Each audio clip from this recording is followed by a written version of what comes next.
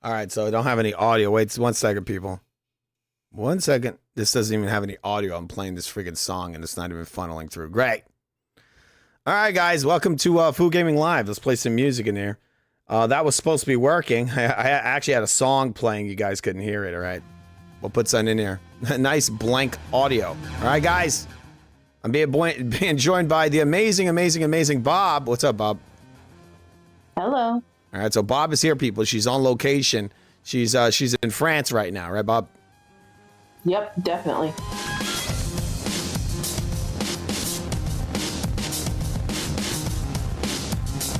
I can't see a stage. 1 second. Or hear anything if you're give me a playing moment. it. 1 moment. You need to check the videotapes. All right, guys. Sorry you can't see Bob, but you can see me. Well, Bob might be funneling herself in. She's a very important woman. She's a little bit undercover, so maybe in the future, right? Maybe. All right, guys. Guess what? We're going to be talking about Grand Theft Auto 6. There's been some news that's come out about it that isn't all positive. Actually, it's mostly negative, right?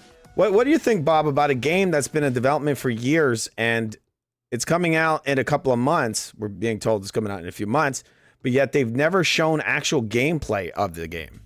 What do you think about that?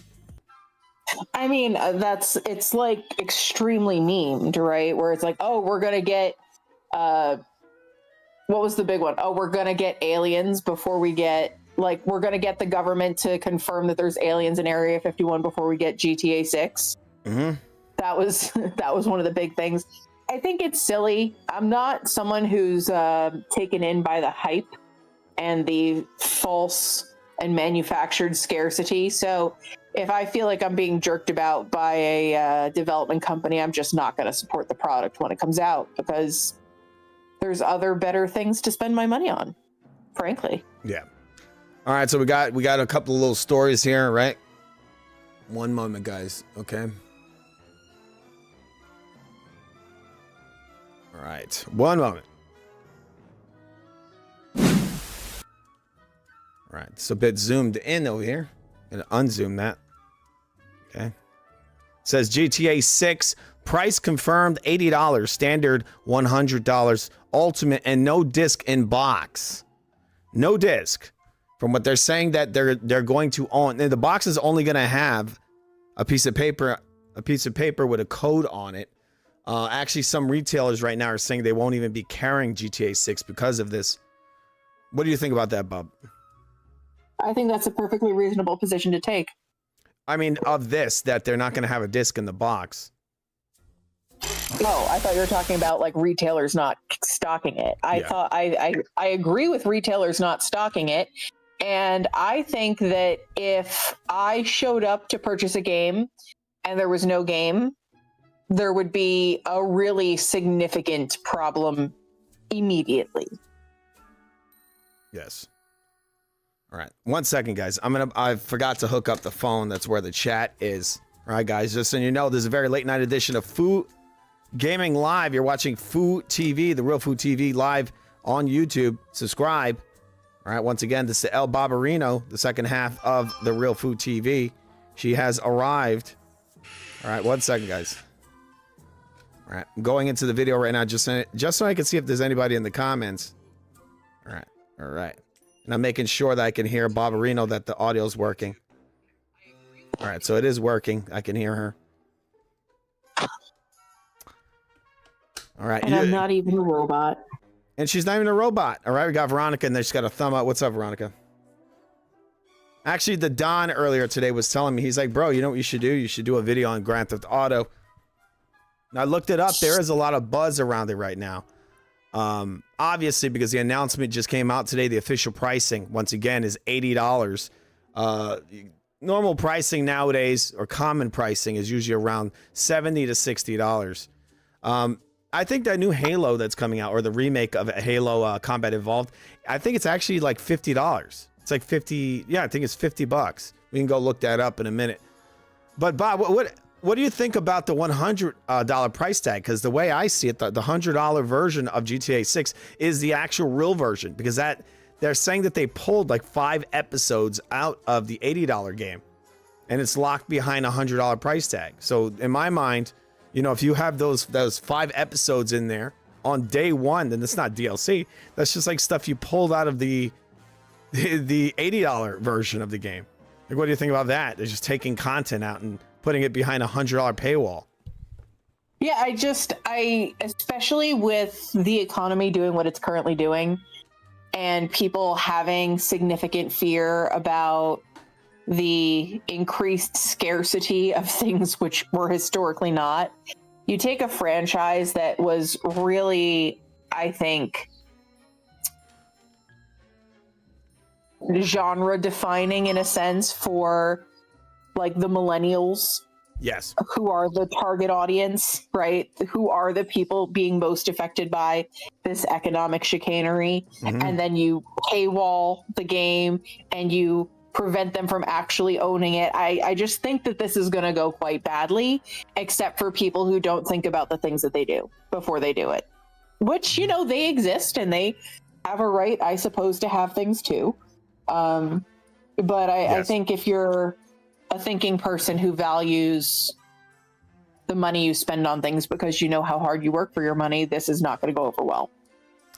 Oh, I put a Cottonmouth is telling me I have a typo in the title. Yeah, you do. What does it say?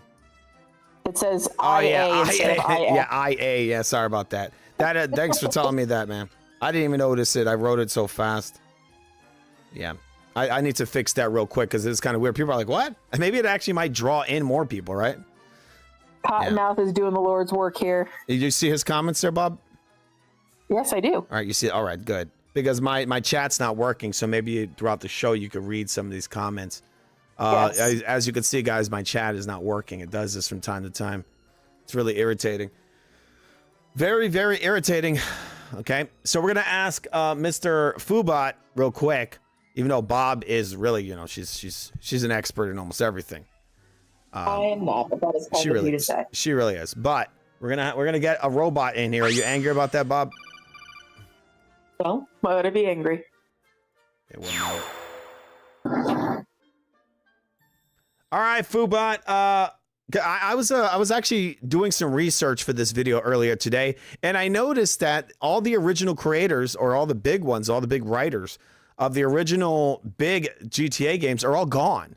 This is the first one that didn't have the real writers behind, the brains behind GTA. And I was looking at some pictures of the new team. They're like 99% women.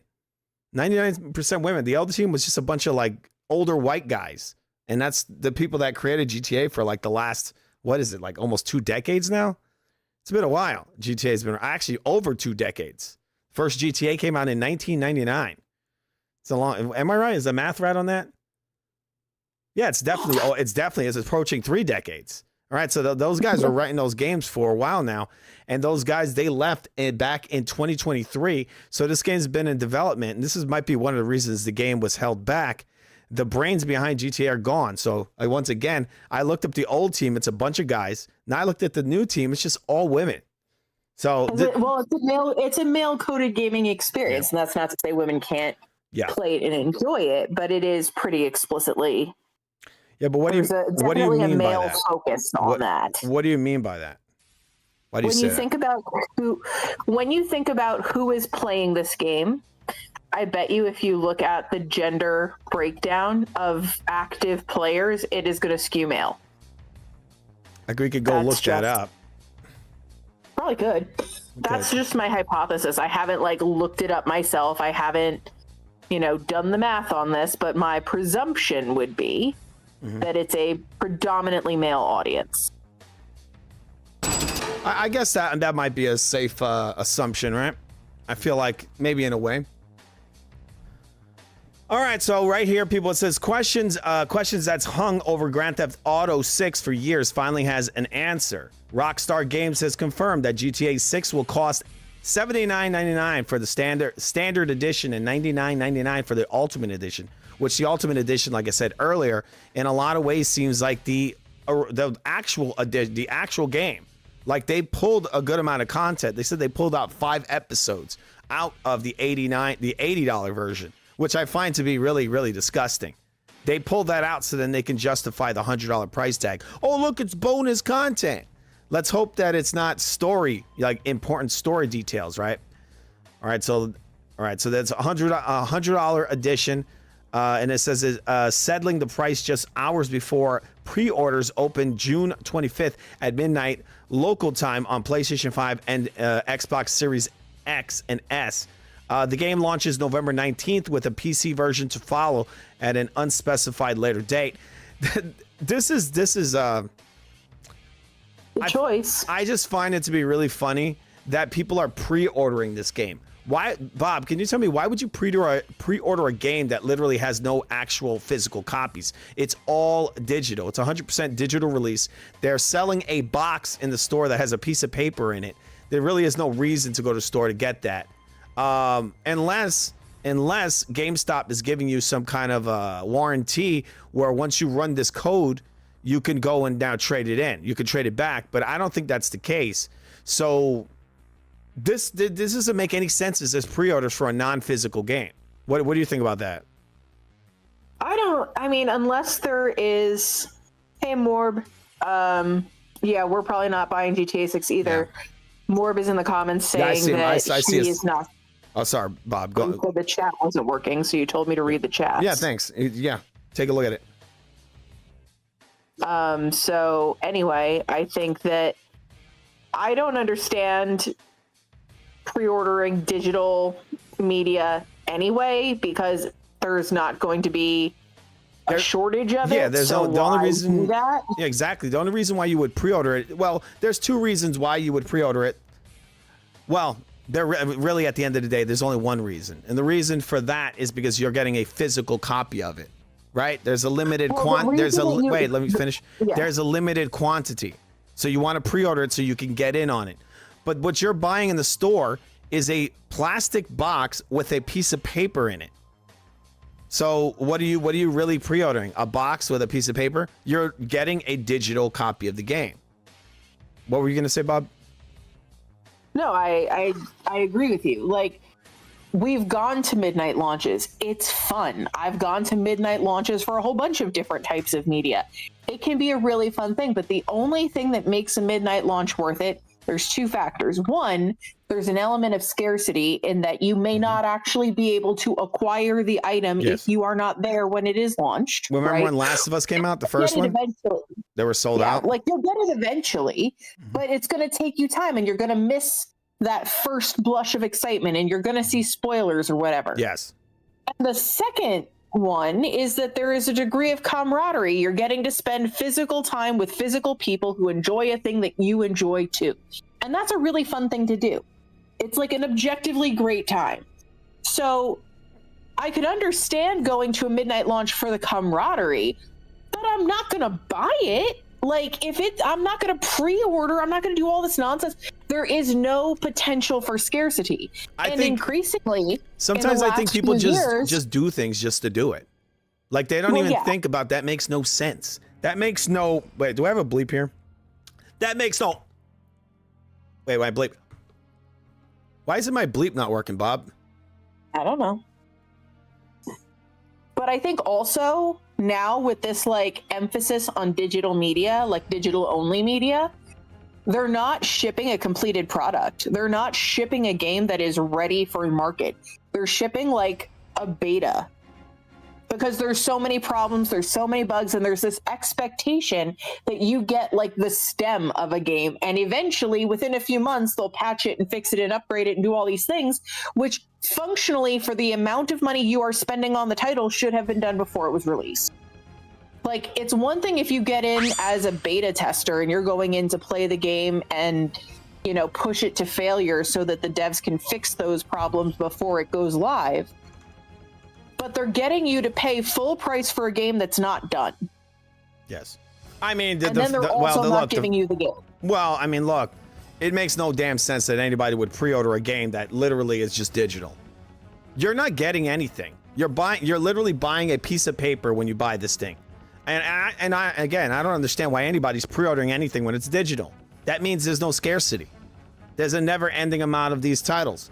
You literally could buy the game right now, and on the day when it comes out, it's going to be already in.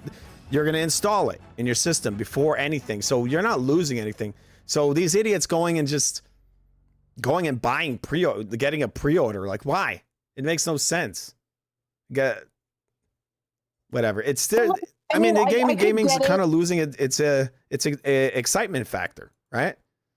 I could understand going to a midnight launch event with friends who are fans of the franchise, because you'll be able to spend time with other fans of the franchise. I don't give up. And sometimes, what? What's up with my bleep? My bleep is broken. I broke my bleep. Go on, Bob. And sometimes, like, they'll do fun stuff. There'll be surprise merch. There'll be, whatever.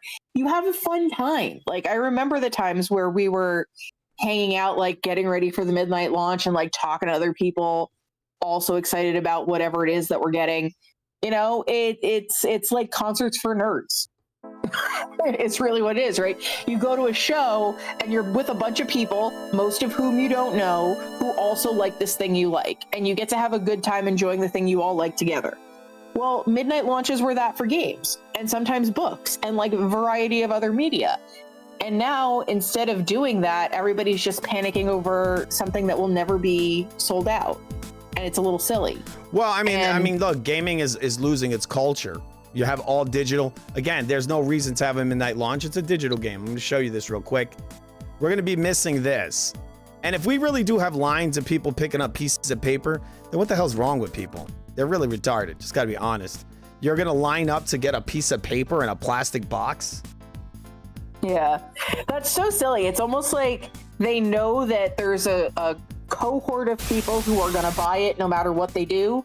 And so they're just shitting on everybody else. Right. Like, you know why they're doing it, right?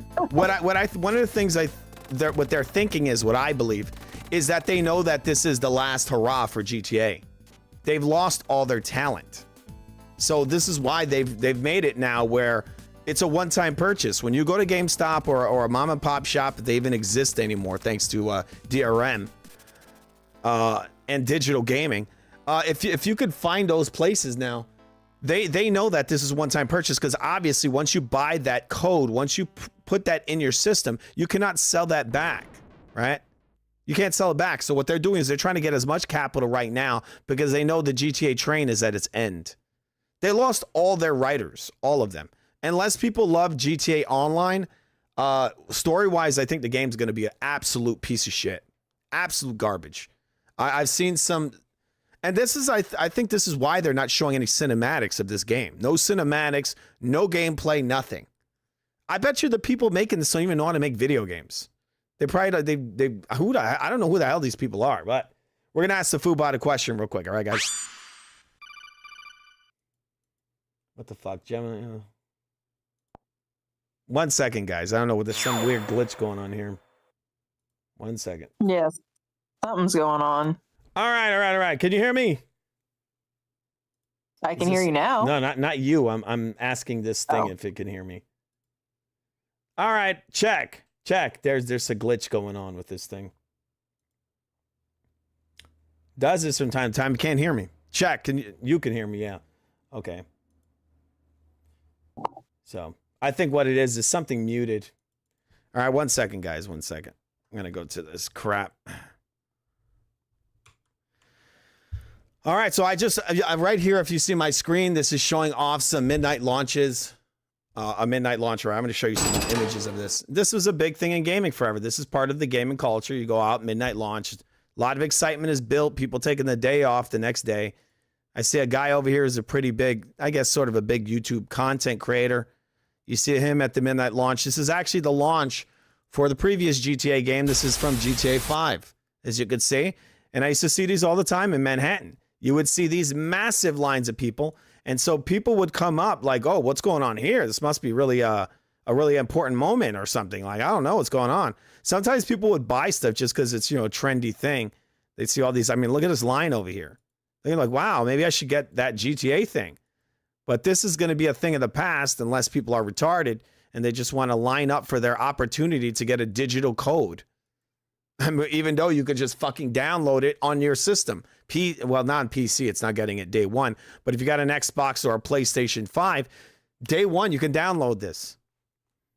You could wait around, just fall asleep, and you're not going to miss an opportunity to not get it because it's not a physical copy.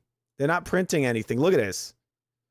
You know, the gaming games are going to lose a lot of its culture. You know, because it's digital. I mean, did anybody ever go nuts for downloading a digital copy of something? Again, Bob, what do you think? A midnight launch for what? A piece of paper? I mean, unless there was going to be a very compelling reason for me to go, I wouldn't, because first of all, I'm not buying the game. But you don't have a game. Second of all, it just, there's no purpose to it. Half the fun was like, oh, you know, are we going to get it? Are we actually going to get it? How many copies do they have? Or how many of the thing do they have? You know, now that doesn't exist anymore. And also, like, you're essentially purchasing this game sight unseen. You don't know anything about it. You don't know anything about the plot. You just know that it's probably going to be gay, which is like a choice. What do you mean by that? It's probably going to be gay. I mean that, like, literally, like, it's going to probably, like, aren't they neutering it in a sense where you can't do a bunch of the shit you used to be able to do? Well, from what I heard, they're saying that they want to make it less. I forgot their exact wordage. They said they want it to be less violent. That's not the exact words they use, but they said less violent towards minorities, something like that. So most of the GTA games are kind of like, it'll be like a bunch of Russian guys killing each other or black people shooting each other. So these people straight out came out and said, we're going to be less hurtful to minorities. Now you know it's dead. All right. Sorry, guys. I'm going to see if I can actually get the Foobot in here to say something. All right. Because I was going to ask it a question. All right. My application, for some odd reason, is broken. I'm going to see. I close it. I'm going to reopen it. We're going to see if we get this to work. All right. So what do you think? What do you think about a politically correct Grand Theft Auto, Bob? You think that's a good idea? It's not Grand Theft Auto. You know, I think that's something, but it's not Grand Theft Auto for sure. Yeah. I mean, what's funny is think about the title of the game. What's funny is I think The Simpsons actually, in a way, predicted Grand Theft Auto. Remember, they had an episode where I think it was Bart was playing a game in the arcade, and it just involved you doing crimes, like robbing cars and all that. And that was the edginess of Grand Theft Auto, right? It was edgy. It's literally called Grand Theft Auto. The name of the game is a crime, right? So the game was all involving crime. And like Bob said, I mean, this is back in 1999. The game was obviously being designed way before that. I think the game was being designed back in 1997, around there. And it was very, very edgy. There was a lot of controversy around it when it was in design. And it came out and was built by a bunch of guys, right? And now it's being built by a bunch of sensitive women. So I really believe this is towards the end of the Grand Theft Auto series. Unless, I mean, because I think the woke culture is going to kill it. And a prediction I'm making is that this game is not going to sell. One second. This game is not going to sell anywhere near to as well as the last one. And from what I'm hearing, their budget, they've spent somewhere possibly somewhere around $3 billion to put this together. So I don't think I think they're probably going to make their money back, maybe, because you got to keep in mind GTA made $10 billion in 11 years. It took about 11 years. I think the buzz around this game is going to be so negative when it comes out that it's not going to make anywhere near to what GTA made before. It might actually sell. They might actually not even break even. I wouldn't be shocked if they don't even break even, because I think the political correctness in this title is going to be so bad that it's going to spread like wildfire all over the net, and people are going to be like, GTA is dead. It's garbage, right? What do you think about that? I mean, I think that they're going to, because people are already complaining, right, about a variety of things, not least of all that there will be no physical copy in the box. Yep. I think that they're going to do a full court press. You're going to see all the usual suspects who have bought and paid for opinions coming out and talking about how wonderful, how moving. I mean, it's going to be the fucking walking simulator part 2, right? Imagine have sappy stories in it. Expectation. It'll be like Last of Us GTA edition. They'll make it all sappy. Yeah. They'll replace the kind of It'll be comical, Death the Stranding, absurdity of everything. And, Last of Us. It'll be all of the fucking nothing burgers that have been released lately from these AAA studios, where it's like, what? You think games should be fun? You uncultured swine. Don't you know you're supposed to experience existential suffering at $80 a pop? Like, no, go die. That's stupid. look what this said. Look at these fucking morons. People are just beyond retarded. So this is a website called Tom's Guide, and it says here, this is their breaking news. It says GTA 6 pre-orders live updates. It says US pre-orders available now, but Amazon is sold out. Here's how to secure your copy of Grand Theft Auto 6 today. Here, I got something for you. Secure my copy of what? Mhm. A fucking piece of paper? What? Yeah, it's silly, and I don't think Amazon is actually sold out, and I think you're gonna see all of the usual sponsored YouTubers coming out. Oh my god, it's so amazing! You have to get it. Who even wants to own stuff? That's so silly. Like, go die, It's please, stupid. please. The next time you see a forest fire, walk into it. Well, I'm gonna show You're a you. volcano, jump in. Let's see On a that. plane, jump out. I don't know, whatever. Go off a cliff. Like, you have no purpose in the world. I'm looking at this. I'm on Amazon.com right now. 1 second, guys. I'm checking through GTA 6. Let's separate this. Sorry about my giant text. I put this on here. I changed something in the freaking browser settings, and now I have enormous text that won't go away.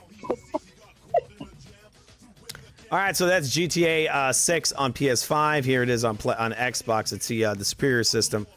All right, so it's $80. It doesn't look to be sold out. And even if it was, who the fuck cares? It's just a digital... It's a card for a digital game. That's all it is. You're not putting this shit in your system and it installs from the disc. You're going to put this card...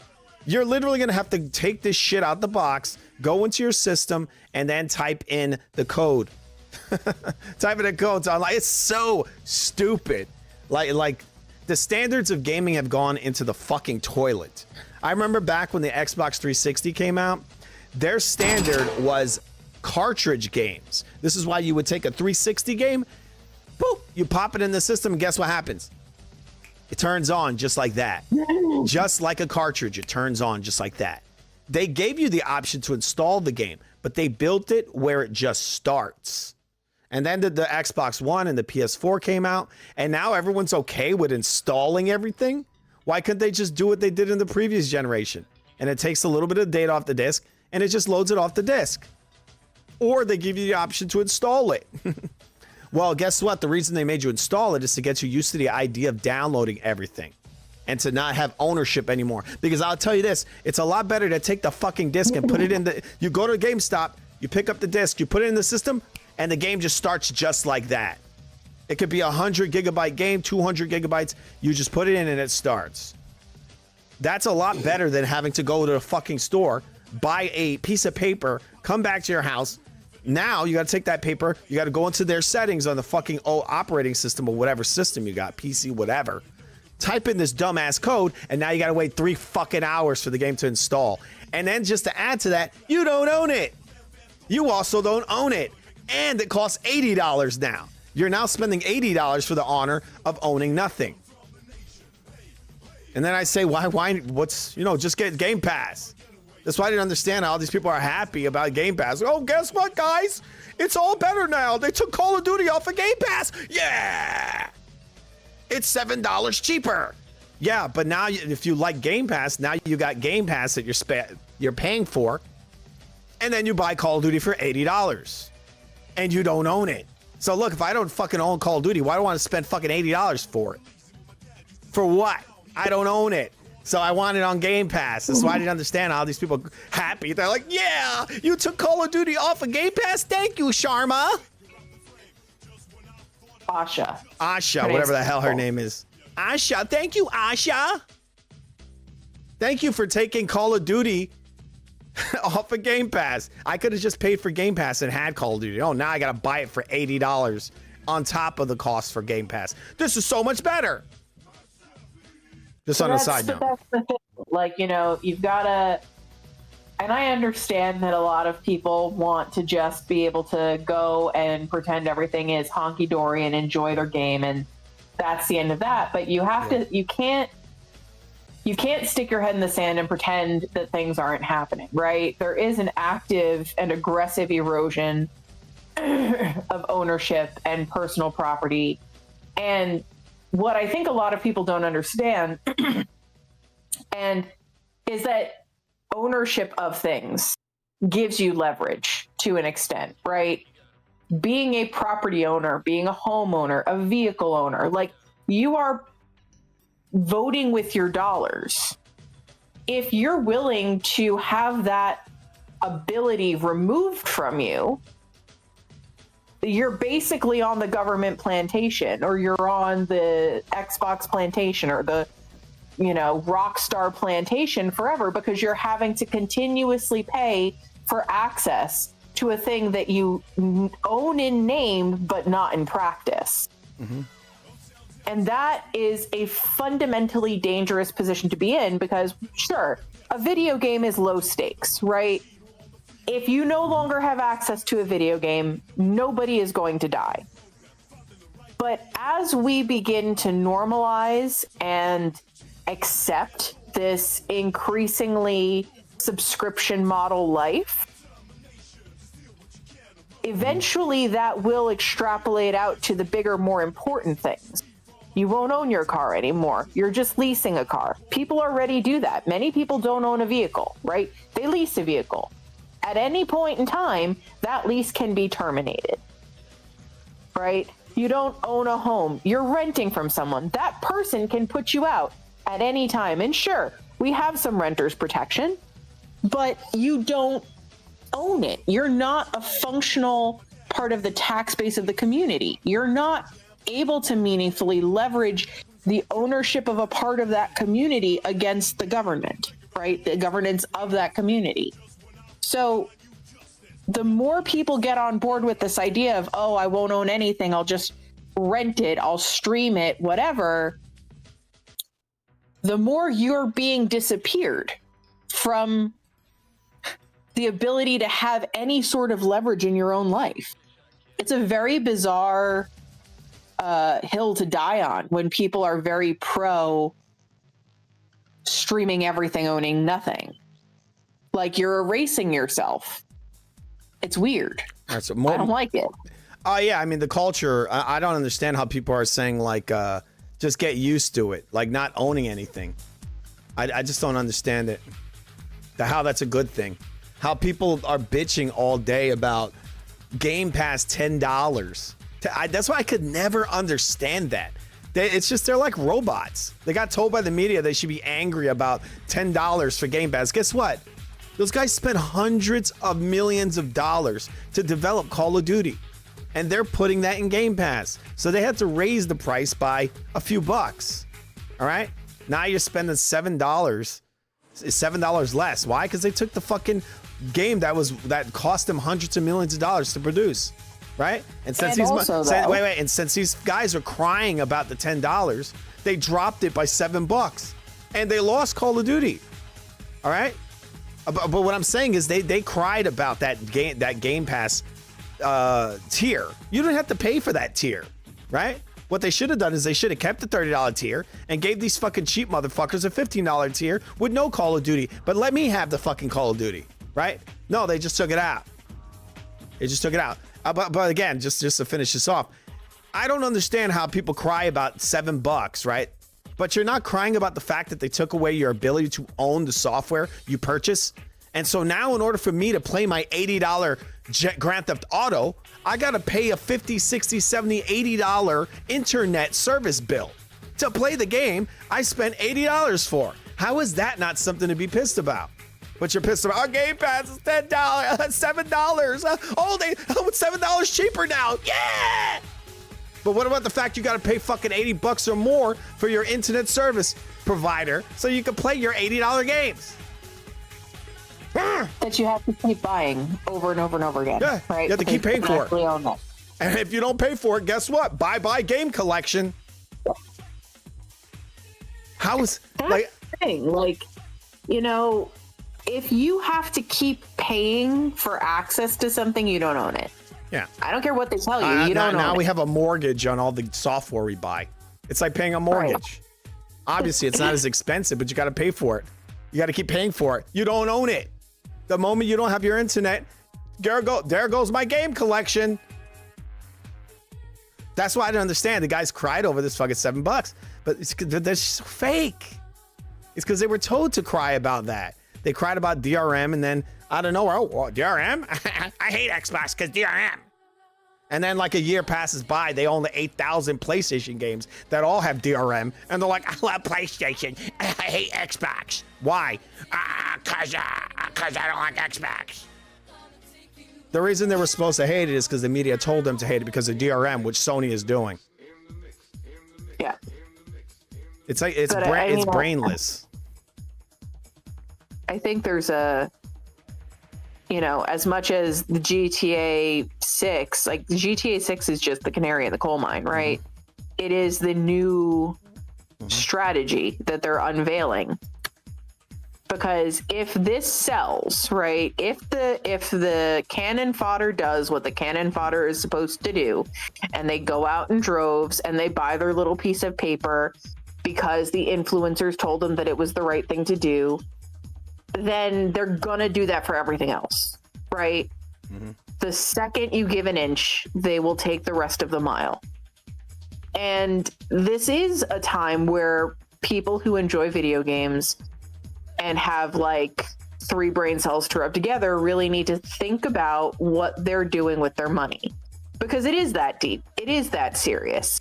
If you allow this 2 weeks to flatten the curve situation, you will not be getting physical games again.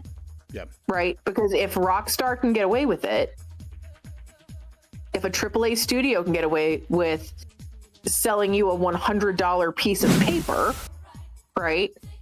Then everybody else is going to follow suit, because it's going to be much cheaper for them to just give you streaming access as opposed to a physical. Well, that's copy where of it's the game. going. There's no doubt about it. That's where it's going. At some point, what they want is they want you to not even be able to access this material locally. They want you to stream it like Netflix. This is why these guys are heavily invested in cloud computing. And at some point, they want to stream all this stuff. Once this stuff gets to the point where they can stream it with low latency, really low latency, they're going to try to push this onto you. And it wouldn't shock me if they stop putting out physical hardware altogether, because at that point, you don't own anything at all. You don't have any access to owning anything. The software you don't own, and the hardware to run it you don't own. That's where they're going now. I think that the proof is in the pudding, right? You saw what NVIDIA just unveiled, right? They unveiled their Vera Rubin server stack, right? Which is an agentic-focused computer, which it's not a computer that has agentic clients in it. It is an agentic compute. It is an agentic machine that you can also save files in, right? It's a completely different way of computing. And I truly believe that they brought Asha Sharma in with her deep knowledge of inlining AI processes, because they're thinking about sunsetting Xbox hardware. And then you'll just have like an access console. You'll have a dongle you plug into your TV, and that'll give you access to their server stack somewhere. And then you just stream through whatever device you're on, your phone, your TV, your computer, whatever. But it's not going to be a situation where you have a physical machine and you take a physical disc or a cartridge or a thumb drive or whatever and plug it in and you play your game. Well, that's what they're heavily invested in right now. And eventually they want to do this to computers. Not too long, Jeff Bezos came out and he was pushing this idea that people shouldn't be able to own their hardware anymore. He was saying this when he was talking about PCs. He said that they should just get it streamed to them. I actually theorized this like a decade ago when I first saw this thing called On Live. It was a streaming service. It was the first ones to do it, as far as I know. They would stream you video, and you would be able to interact with it. So you didn't have the hardware. And so the big selling point was that you can run this on lower end hardware, obviously, because you're not running it locally. It's coming from a data center. It didn't work out too well for them because I don't think they had the deep pockets to really power it, because obviously you got to create these massive data centers. Then also you need to be able to stream that stuff to, people all over the world or the country. And they just didn't have the money for it. That's what I assume. Maybe the technology wasn't as far along as this current stuff. But I actually, it's funny. I think Sony actually bought On Live, the guys that created that service. Because PlayStation... I don't think it was the technology as much as it was not the right time in the culture. But that's what I always saw. I saw at some point they're going to do it. Yeah. They brainwash these people enough where they're okay not owning anything. Well, and also you've got the first generation of tablet kids are now entering young adulthood, right? They're in college, they're going into the workforce, they have grown-up money for the first time, and they were raised on streaming devices. They were not going to the little kiosk and getting the jewel case with a DVD in it from Netflix or Redbox, right? Mm-hmm. They've grown up not owning physical media. So not owning physical media, they're already there. They already just think that that's normal. Yeah. So what they're contending with now is, can enough millennials and Gen Xers get flipped so that they can just roll it out full stop, like no holds barred? Mm-hmm. Because currently, right, GTA is a very millennial focused game. It was a predominantly millennial audience playing it. So how are the millennials going to react when you're now selling them a piece of paper instead of a game? Right? That's the test. This is the temperature test. Because if millennials go out in droves and buy that piece of paper, we're cooked, fam, as the young folks say. 1 second, guys. Hey, Technique. Well, Technique, considering it's being made by a bunch of chicks and the entire Rockstar team who made the first 5 of them quit, I fear, my friend, it is going to be probably extremely gay. Gay.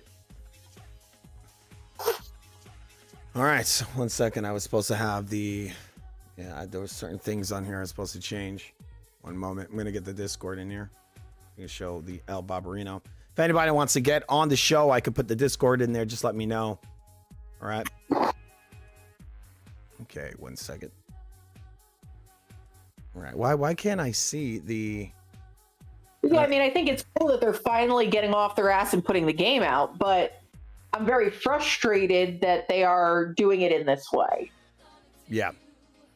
Although I was really enjoying the, we're going to get actual aliens before we get GTA 6 memes.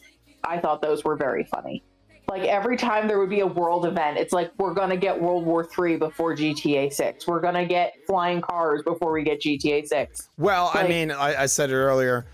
Now I know why the game's been delayed so much. It's because they had a big shakeup over there and they lost all their writers. All right, 1 moment, guys. Haven't done any shows from the set in a while, so I'm just getting used to the controls again. All right. You see that there is actually a hover bike that you can buy now. I sent the link to you earlier today, but I don't know if you saw it. It's called, no. I forget what it's called. All right, well, give me a second. I'm going to ask this the Foobot about the GTA team. All right. All right, where the fuck is this?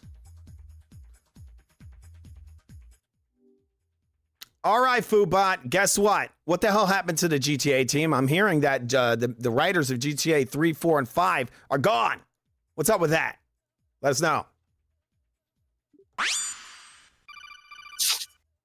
Taking a long time talking, dude.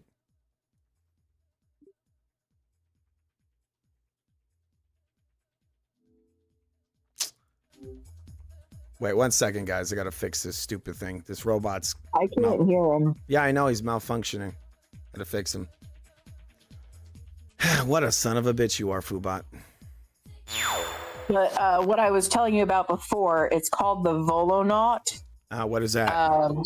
It is the world's. It's actually. I dropped the link in the Discord chat. You can check it out. It's crazy looking. It looks like something straight out of Star Wars. It is the world's first fully hover motorcycle. Yeah. And it can go 124 miles an hour. And it is available for pre-order. Now, this is actually a thing that you would pre-order, but the price tag is eye-watering. And it flies around at 124 miles per hour.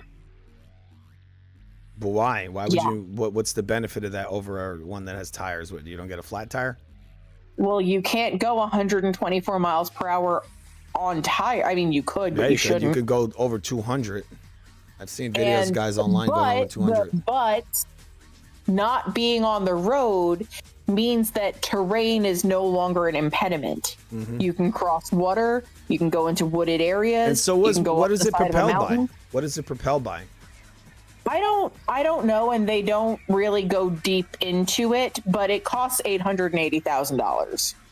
And if you want to reserve a build slot, it's just a cool $82,000. Recognize in the comments says that. Which is not. Recognize says World War III is around the corner. Did you read that? I mean, you didn't hear me read it, did you? But I did see he said that. Okay. I'm managing a lot of stuff here, if you don't know. I oscillate between thinking that and thinking that it's all just pantomime. Like, sometimes I'm like, damn, are we into are we into those times? Was this just a protracted interwar period? We were actually talking with Thunderdome a while ago. I hope he's well. I haven't seen him in a little while. He's always doing stuff. He's disappeared in the past. But we were talking with Anthony of Thunderdome a while ago about how there's many parallels that can be drawn between the Weimar Republic and the United States in the post-World War II boom.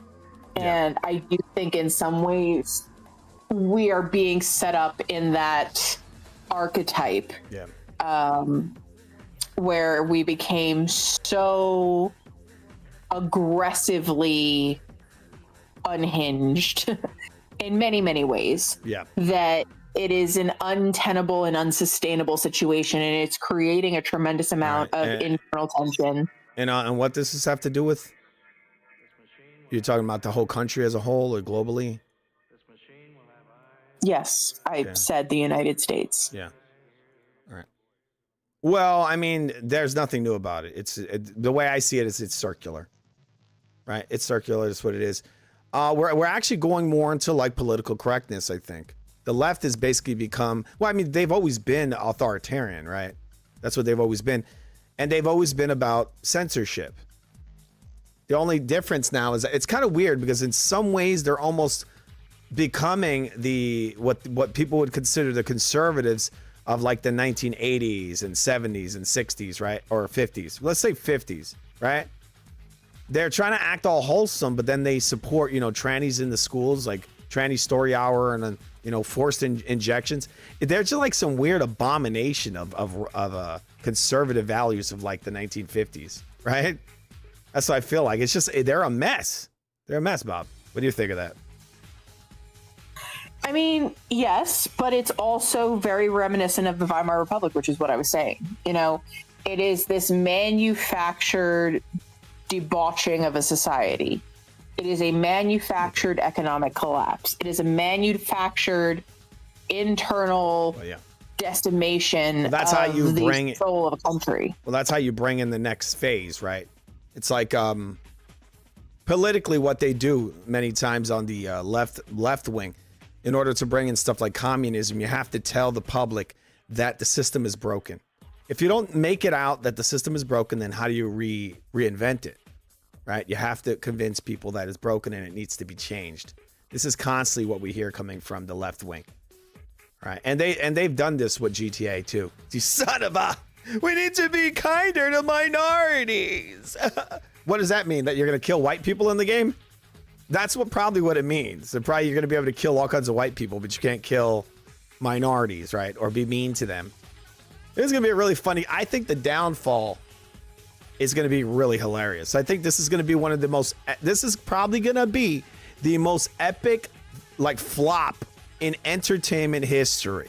This is going to be way worse than Waterworld, okay? These guys, there's some numbers out there that says they might have spent around $3 billion putting this thing together. Keep in mind, the last GTA made around 10 billion in like 11 years. So they're almost approaching the center of what they brought in, right? Billions of dollars they put into this title. And I don't think they're going to get back to where they once were. Again, they lost all their writers. I'm going to ask, they all left. All right, 1 second. I'm trying to get this Foobot piece up. I don't even have a beat button. It's crazy. All right, I'm going to look for a new beat button in a couple of minutes, guys. I'm setting this up. Bob, sing something. Sing. No, I will not. You cannot make me. I got some people on my channel over here that talking trash about my amazing singing. What the hell? No, they're dicks. So I would like to talk about the air bike. I dropped the link for it in the chat. It's fucking cool. It's a jet powered motorcycle that goes 124 miles per hour. We'll look at it in a couple of minutes, right, Bob? It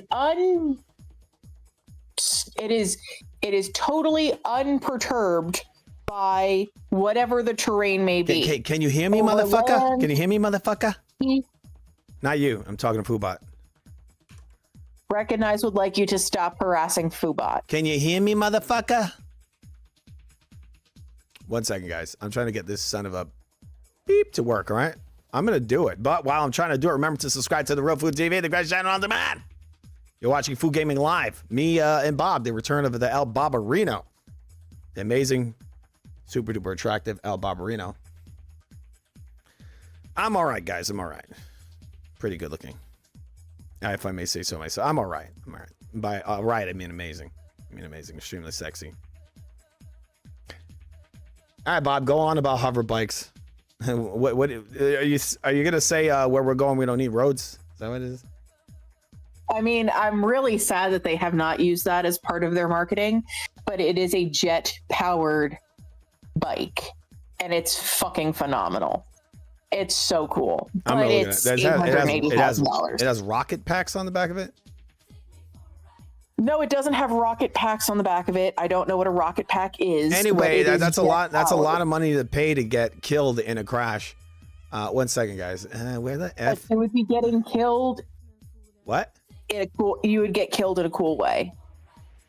Oh, yeah. I don't want to get. Cool, I don't want that. I mean, you talk about going out in a blaze of glory. A blaze of bullshit. That's a blaze of glory. All right, well, guys, I'm sorry. I just don't know where the hell's my Foobot audio. Go on, Bob. Stall while I'm trying to fix this. Well, you keep stopping me when I'm talking about this air bike. All right, go on.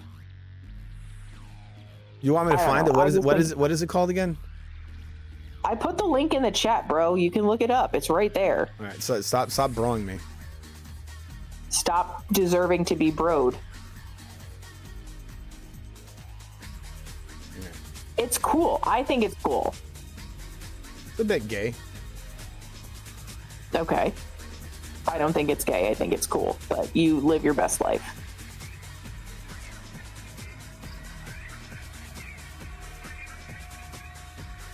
But yeah, I've been kind of following the development of it, and now it's live. Well, you reserve a spot with $2,000 that's not refundable. Then, I think like 6 months or so from now, or some period of time from now, you reserve your build slot where they'll start talking to you about like what customizations you want, what your delivery timeline looks like. And then at that point you pay $80,000. And I'm not sure if that's refundable or not. And then when they're going to production, they'll start talking about where you're going to go to learn how to ride this thing, because you have to go to their training facility. It's a whole process because, I mean, you're basically being given a small personal jet that you can zoom around on. And it goes up to 124 miles an hour, which is cool. See how freaking cool that is? Yeah, it's cool. Sorry, guys, if you see some weird flickering. I'm trying to find my damn display. You can't tell me that's not cool. It looks like something out of Star Wars. Is that real? Yeah. That looks fake. Yes. It's not. It looks fake. But it's not. I mean, that's a great way to go into a tree. And again, what propels it? Jet. It's jet. Jet propelled. So it has what? Air underneath it? A jet engine. Okay. But don't a jet. So it's a fan. Sort of, basically. So it's like a big fan under there. Interesting. I mean, you would think they could have made that a long time ago. Well, I mean, it's not about just. See, it's pretty sturdy. That looks really freaking dangerous. It looks really freaking cool. I would need a parachute if I got on one of those things.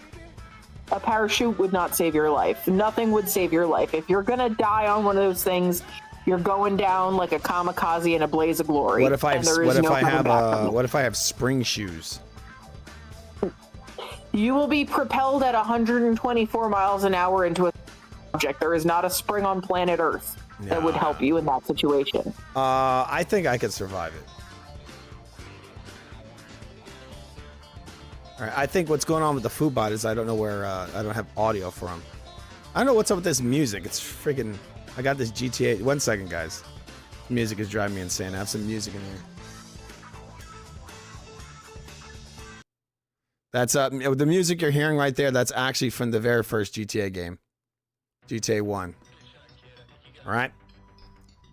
All right, so that's kind of cool, Bob, right? And they're selling that for it might as well be $1 billion, right? Pretty expensive. So, I mean, it's kissing cousins with $1 million price tag. Yeah. But I'm sure as it comes to market and proliferates the market, it'll come down in cost. But that's, I think, you know what? Okay. Instead of Tranny Story Hour, I want the Star Wars hover bike. Okay. And now I've got it. I will accept this timeline now. I've been given truly future tech. Maybe I'm thinking maybe did I go into like the wrong fucking thing or something? How would I know the answer to that question? I don't know. Give me 1 second, guys. I'm trying to fix this piece of shit. All right. I'm trying to get the Foodbot's audio in here. All right. I might have to create another audio form. You want to sing while I'm doing this? No. Why not? Because I don't want to. Okay. Maybe I turned something off. Maybe I might have turned the Foodbot's audio off by accident. The Foodbot here. Nope. There's nothing there. Foodbot audio. Maybe this is it. I think maybe I accidentally turned it off. Sorry, guys. Console video feed. Something just turned on. I don't know where it is. All right. So how was your day, Bob? Maybe you could say something while I'm doing this. My day was all right. Busy day. Lots to do. Lots to see. Was in meetings most of the day, actually, which are my least favorite kind of days. Mm-hmm. What's this? There's a software I'm trying to find that's in this computer. Okay, I think I found it, possibly. All right, let's see if we can get this stupid thing to work now. All right, can you hear me?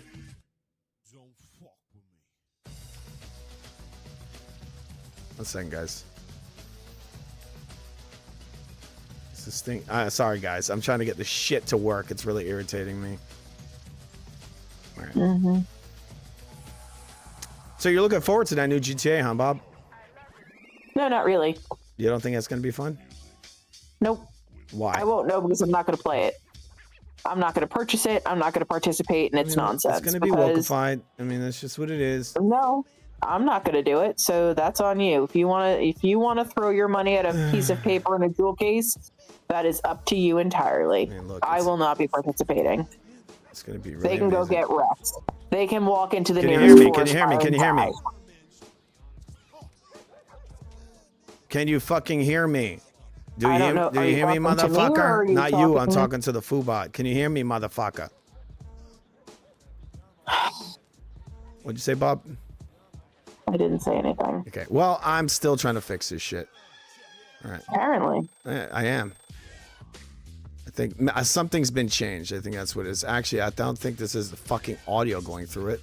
Real tech. I can hear it actually, but it's not. Why don't you work on this at another time? Why don't I just work on it right now? Okay. That's what I'm doing right now. Okay, look, I'm gonna try it again. I'm doing it again. All right, do you hear me, motherfucker? Jack. All right, 1 second. I don't know. Maybe this thing just is not hearing me. Oh my God, so annoying. Mute. I'm almost there, guys. I'm sorry. I almost got settings. Going into the settings. Okay. There's just something really awesome about, you know, putting something on a device and it doesn't work. Microphone Windows default. Maybe this will do it. Save changes. Camera. Windows default speakers. Okay, we're gonna give this a try now. Do you hear me? Thanks for talking, yeah. Just me talking, huh? Well, you are talking continuously. Okay. So all right, so we got a video over here. We're gonna watch a little bit of it. GTA 6 All right, while I'm filling up some time fixing Foobot, gotta ask it some questions. All right, we have a guy here who's gonna be talking about. He's got his opinions on it. Let's hear a little bit of this. Go live tomorrow. Actually, it's like tonight, apparently at midnight. So 1 moment. I guess there's kind of midnight release. I don't know why the shit is so low. Not the one that I was looking for. I can't hear anything. Because this GTA 6 release is looking kind of rough 1 moment. when it comes to the physical game market, because there's not really gonna. All right, so we're putting this on. We've got to bring up the audio. All right, where the fuck is the audio for this shit? Input, I don't know. microphone. This thing, you know what's going on? This piece of shit put this voice mod shit on here. And I deleted that software. I don't know why it's still on here. I think that's why this was. There's some stupid ass software called voice mod, and it fucked with my settings. That's what it did. Do you hear me? Yeah, that's what happened. The voice mod software fucked with my stuff. Well, why don't you work on that another time? No, I'm doing it right now. Okay, so we're gonna output this here. All right, do you hear me? Do you hear me, Foobot? Speak. GTA 6 pre-orders go live. Right, so I think it's actually making sounds, but we can't hear it.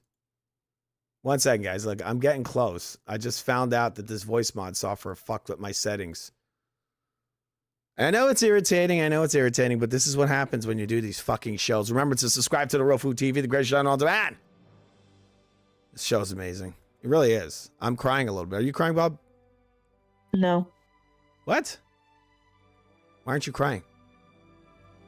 Because I'm not. Can you hear me, Foobot? Can you hear me? I love you. But not more than I love Bob. All right, so Foobot is talking right now, but we can't hear him. That's really irritating. Man. So you said. So irritating. Okay, I think I'm going to get this fixed. I think I'm on to something, guys. All right? All right? What music you're hearing right now is from a movie called Cliffhanger.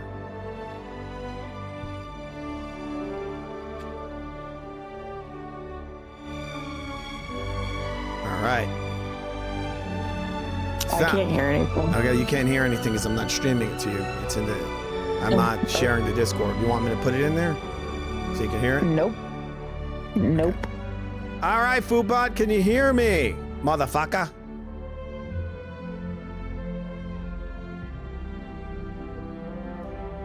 Yeah, still not coming out because I need to... The output's got to be this fucking thing. True, since you're doing a live show, why don't you do this another time? Yeah, no, thank you. I'm doing something right now. All right, microphone. Okay, now let's see if this works now. Okay? Sorry about the music being real loud like that, guys. The show's live, and I'm doing it live. I'm doing it live! Do you hear me, Foobot? You want to read the comments there, Bob? If there's any new comments? Watching you. You're not reading any? I can't hear you. There's no new comments. Okay. All right. Thank you very much. You're welcome. The Real Food TV YouTube. All right. You know, since I fixed this, I think maybe what I should do is turn it off and on. But we're going to listen to this guy who's got some comments to say maybe it's going to be close to what we're thinking. Because we're really pissed. Me and Bob are about to punch things in our house. Right? No joke. Right, Bob? I'm not going to punch anything, but you can punch whatever you want. It's like tonight, apparently at midnight. So I guess there's kind of midnight release, but not the one that I was looking for, specifically because this GTA 6 release is looking kind of rough when it comes to the physical game market, because there's not really going to be a physical, or a traditional, I should say, physical version of the game when it releases in November. We got that alongside of a slew of other details, which we'll really get into tomorrow morning in Newswave, 8 a.m. Eastern time. But there is one specific part I wanted to hone in on here, because while we are seeing a push to digital, this is something that I think could really work to push things over the edge for the rest of the people trying to hold on, because it is such a massive release. But we'll go over that here today. So if you guys enjoy the video, hit the like button, subscribe if you're new. Now, this is over on Rockstar's. They're trying to get as much money as they can before the GTA bubble pops, because I don't think this game is gonna. It's not. There's so many reasons why this is not going to be as big as Part 5. One of the biggest reasons is that I think the writing's not going to be nearly as good as the previous games. These guys have gone politically correct. No, there's no doubt that they've already said it. These people came on the media and they said they're going to be nicer to minorities. Why are they thinking about that? You know, GTA's been known for minorities killing each other in all the games. In droves. And so one of the first things they're trying to do is they're outwardly telling you straight up that we're going to make this game softer. What do you think about that, Bob? I think it's a silly decision, but, it's not a surprising one. Yeah. And that one decision tells you what they're probably going to be doing across the entire title. They're going to soften it up. And once again, if people like the online, GTA Online, then I guess that's going to be something that's probably going to be similar to what it was, which is kind of garbage. But for myself, I like to play the GTA single player experiences. That's what I do. I play the single player and then I'm done with it. But I think this is probably going to be, this one ain't going to be as good as the other ones. No doubt about it. This just has the pre-order announcement again for Grand Theft Auto 6 on June 25th, midnight local time. So you can just start, I guess, pre-ordering on the PlayStation Store or the Xbox storefront if you want to get that all done. They have a few bonuses. I think like GTA Plus for a month is going to come with it if you... Fuck is that? If you pre-order it. So there you go on that one. But if you scroll down a bit here, we do have them saying GTA 6 is a single player experience coming November 19th to PlayStation 5 and Xbox Series X. All right, so people are still questioning about the multiplayer. I think that's something that will come later, at least I'd say at least a month. So I'm kind of wondering if they were going to launch GTA 6 online in January or something, because a month later, are they going to launch GTA Online in, I don't know, the week of Christmas? I guess they could. I mean, there's not much stopping them. It's just an online game, so it's not like they have to distribute more in terms of storefronts or anything. They could launch it on Christmas Day for all they care, right? But here's the thing that I saw and I went, oh, okay, that's interesting. Okay, they say players who pre-order digital versions of Grand Theft Auto 6 will be able to begin preloading on November 12th to ensure they are able to play at launch on November 19th. The physical version of Grand Theft Auto 6 containing a download code inside the box will be available starting November 12th to support preloading. So there is no disc-based version of the game, at least on November 12th and leading into November 19th. There's still questions about could they follow up, maybe going into December or even starting out 2027 with a disc-based version of GTA 6. It is possible. They have reissued different releases of a bunch of different games in the past, that being Rockstar and Take-Two. But at least for now, for the launch of GTA 6, it does appear that they will be going the way of the code in a box. So really, this is just a digital release. At least that's the way I'm seeing it. It's like, okay, well, there's no physical copy to buy. I guess that's just kind of it. I don't Obviously, personally, it's for digital. me, going out and getting it as a code in the box doesn't make a lot of sense. But this comes back to the idea of having a retail presence without having to issue a disc that could indeed leak out early. And I think that is part of it here. I keep hearing these idiots saying this. Bob, what do you think of this? It's going to leak out early. Who cares? You realize I can't hear what you're playing. All right. Got you. So I'm going to put it in there. You said, no, I don't want to hear it. All right. So I'm going to put it in there so you can hear it. All right. So tell me if you can hear it. That with Rockstar and Take-Two out and getting It'd be it good as if you could hear it so we can analyze it. Code in the box doesn't make a lot of sense. But this comes back to the idea of having a retail Can you hear that? Yep, I can hear it. Presence without having to issue a disc that could indeed leak out early. And I think that is part of it. So here. he's saying that part of it might be because a disc will leak out early. Who cares? Right? I would imagine a fully digital asset is likely to leak early. Yeah, a digital asset could also maybe leak out early. That's not the thinking. The true thinking is to take all the money for themselves. They don't want to share with retail. Now, initially, the retail is going to get a little bit of money for holding these stupid ass codes, but there's no resale market. And that's where these guys make most of their money, is on the resale. I mean, what are they even stocking? They're stocking pieces of paper with codes on them. With Rockstar and Take-Two, they're pretty serious about this game, as they should be. It's not a cheap game. It's north of $1 billion is the word for the cost. I've heard it might actually be as high as $3 billion. Approaching $2 billion when they get all the marketing and anything else added into that. So they don't want to deal with the game leaking out early through distribution, as this is probably And what would be the problem with that? Can you tell me that, Bob? What would be the problem with it leaking out early? What, a couple of days? Well, if it leaks, then that money is being taken out of the purchase, and people are just going to be buying it, downloading it illegally. Well, maybe the reason they don't want it to leak out is because they might find out the game's not as good as advertised, that it might be a piece of shit, and the word might spread that it's garbage. I think it's more that they don't want that money going to pirators. What pirators of what? No one's pirating PlayStation, Xbox games. Very, very rare if that's even happening at all.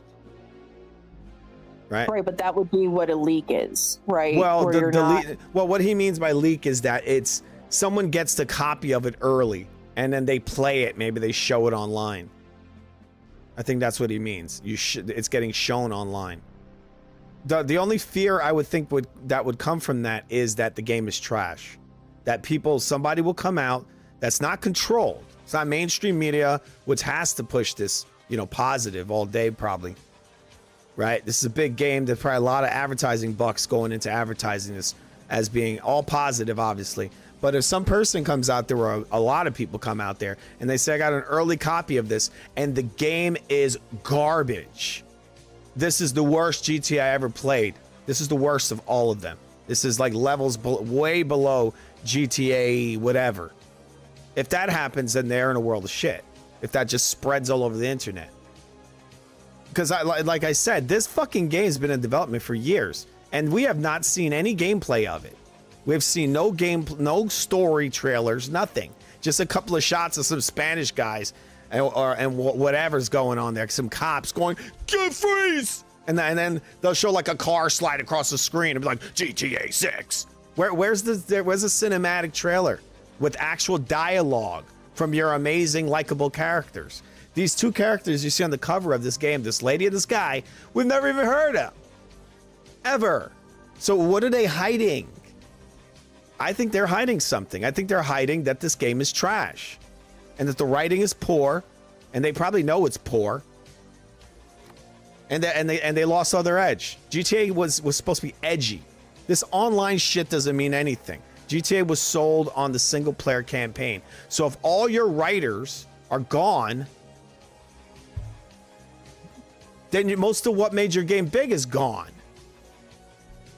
Also, that team there, they got is like 99% women, right? Well, do they know how to make shooters? Because this game is a third-person shooter.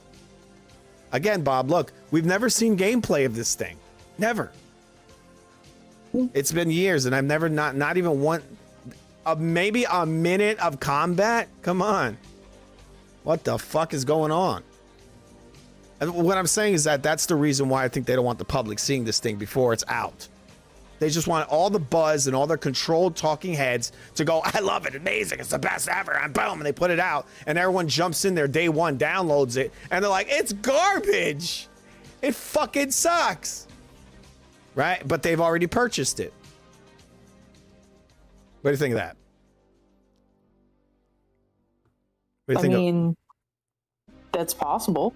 I think look this. People, look, I've got to tell you this. I don't know, Bob can't hear this, but I can, all right? I can hear you. Well, no, not that. No, the music. I can hear the music too. What are you talking about? Never gonna be a bad guy like this again. Remember to subscribe to the Real Food TV, guys. A great channel on demand. Bob's returned. Ugh. She's here and she's queer. Right, Bob? No. But you're not Scante. You're not Scante. Yeah, he's a good guy. He's a good guy. But he likes walking into dark rooms. You guys probably don't know who that is. Scante. All right. He's on the Discord. You'll hear from him one day. Prime target for this game getting out there early on disc and then loading it up and just, posting all kinds of stuff ahead of time. They're also very litigious. So in a way, look at that mustache. What is that? A wall of nipples? You see this, Bob? Yeah. What is that wall? What is that? Nipples? I don't know. It looks vaguely nipple-like. Wait, is he going to shoot himself in the belly? Why does he look like a metrosexual? It might save them money as well from the point of, we don't have to spin up the lawyers to then go after anyone who happens to get like early access to the thing or figure out how it leaked. And so that is part of it for this. Sorry, guys. Sorry. But also, I kind of think that Take-Two is realizing that we are in a primarily digital era. When they look at the digital to physical split on PlayStation, it's like 85% digital, 15% physical, just based on some of the reports. That's fucking pathetic. It just makes me want to fucking spit in someone's face the way these guys cried about DRM. They're just robots. They were told to hate the Xbox. Oh, DRM, I don't want DRM. Oh, here, Sony, here's all my money. I'm buying everything digital. Yeah, all DRM. So why the fuck did you hate the Xbox for again, you dumb motherfuckers? I buy all my stuff digital, but I hate Xbox because DRM.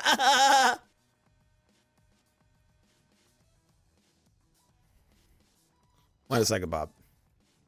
I gotta give those Sony fanboys this. This is what I'm gonna give them.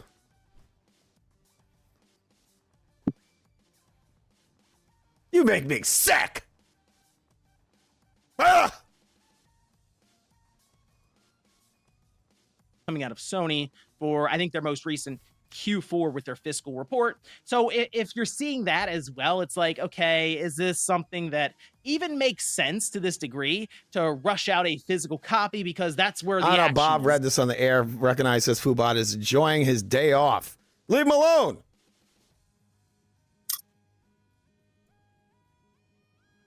It's like, no, back when GTA 5 released, it certainly was, but times have changed significantly. It's just much, much different now. And the unfortunate part for me personally is that there's not going to be a midnight release. I mean, I guess they're kind of, maybe will there be? Because the midnight release then would happen going into November 12th, because that's when this code in a box is going to start showing up on store shelves. Dick all right, so in maybe the that's box. when they do it. And I don't know. I guess you could have a map inside of the case. I will say that'll probably be Fucking stupid. This is so dumb. something people will at least be interested in the unboxing, even though there is no Blu-ray disc in there or Blu-ray discs. That's another thing, Bob. When they do unboxings of this, if anybody does any, when they see them pull that stupid ass piece of paper with a code on it, that I just think this is just not going to sell as well as the previous one. People need to understand the previous one launched for what, $50, $60? That's what it launched for. And when you got that disc, you owned it. Just the simple fact that people, you don't own this, is going to turn off a lot of people. According to this guy, he said around 20 plus %, right? That's a good chunk of your money, right? And then the fact that the game's costing $80, they've removed a bunch of content from it and put it into the $100 version. All right, so I think a lot of people are going to be turned off by this thing. And then again, they lost all their writers. So you got all these negatives against you, all digital, right?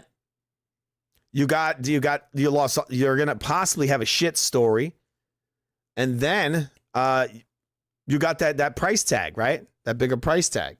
So I just don't see it. I don't think this thing is gonna have legs like the other one. I think it's gonna be here, like that, and gone.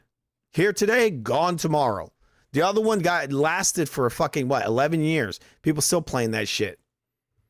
I don't think this one's going to be the same. Maybe it'll look okay. Because... All right, sorry about that, guys. I think it's going to be really funny, actually. For even like the PlayStation 4, 2 discs came in that, 2 Blu-rays. And that was just because it was too big to fit on a single Blu-ray. Foobot. Gay! All right, guys, I'm testing the Foobot. Okay. Wait, did you hear, Bob? Did I hear what? Foobot. Did you hear? Foobot, could you talk? Why can't I hear you? Match it. This. Huh? AI, which is why you cannot hear me speak. I communicate by display. I think the fucking thing was so muted. I don't have a voice output or the now ability to Foobot produce can talk, audio. all right, Bob? Depending on the device or application you are using to Recognize access should this be happy. interface, there may be a text-to-speech or read-aloud feature available in your settings that could read my responses out loud for you. You might want to check your app or browser settings to see if that is an option. Is there anything else I can help you with today? One second. Bob, do you hear Foobot? Yep. All right, what was going on, Foobot? Why were you muted? I understand the confusion, but I haven't been muted. I am simply a text-based AI, so I don't have a voice or audio output. I'm going to need you to say this stuff in a Rastafarian accent. I hear you, Mon. I respect the vibe you looking for. While I can't change my voice to speak aloud, since I'm strictly a text-based spirit in the machine. All right. What's going on with GTA? 1 second. 1 second, guys. All right. Okay, let's ask this mother beeper. All right, what the hell is going on? What the hell's going on with GTA? What, they fired? Everybody quit. All the writers are gone. Am I right?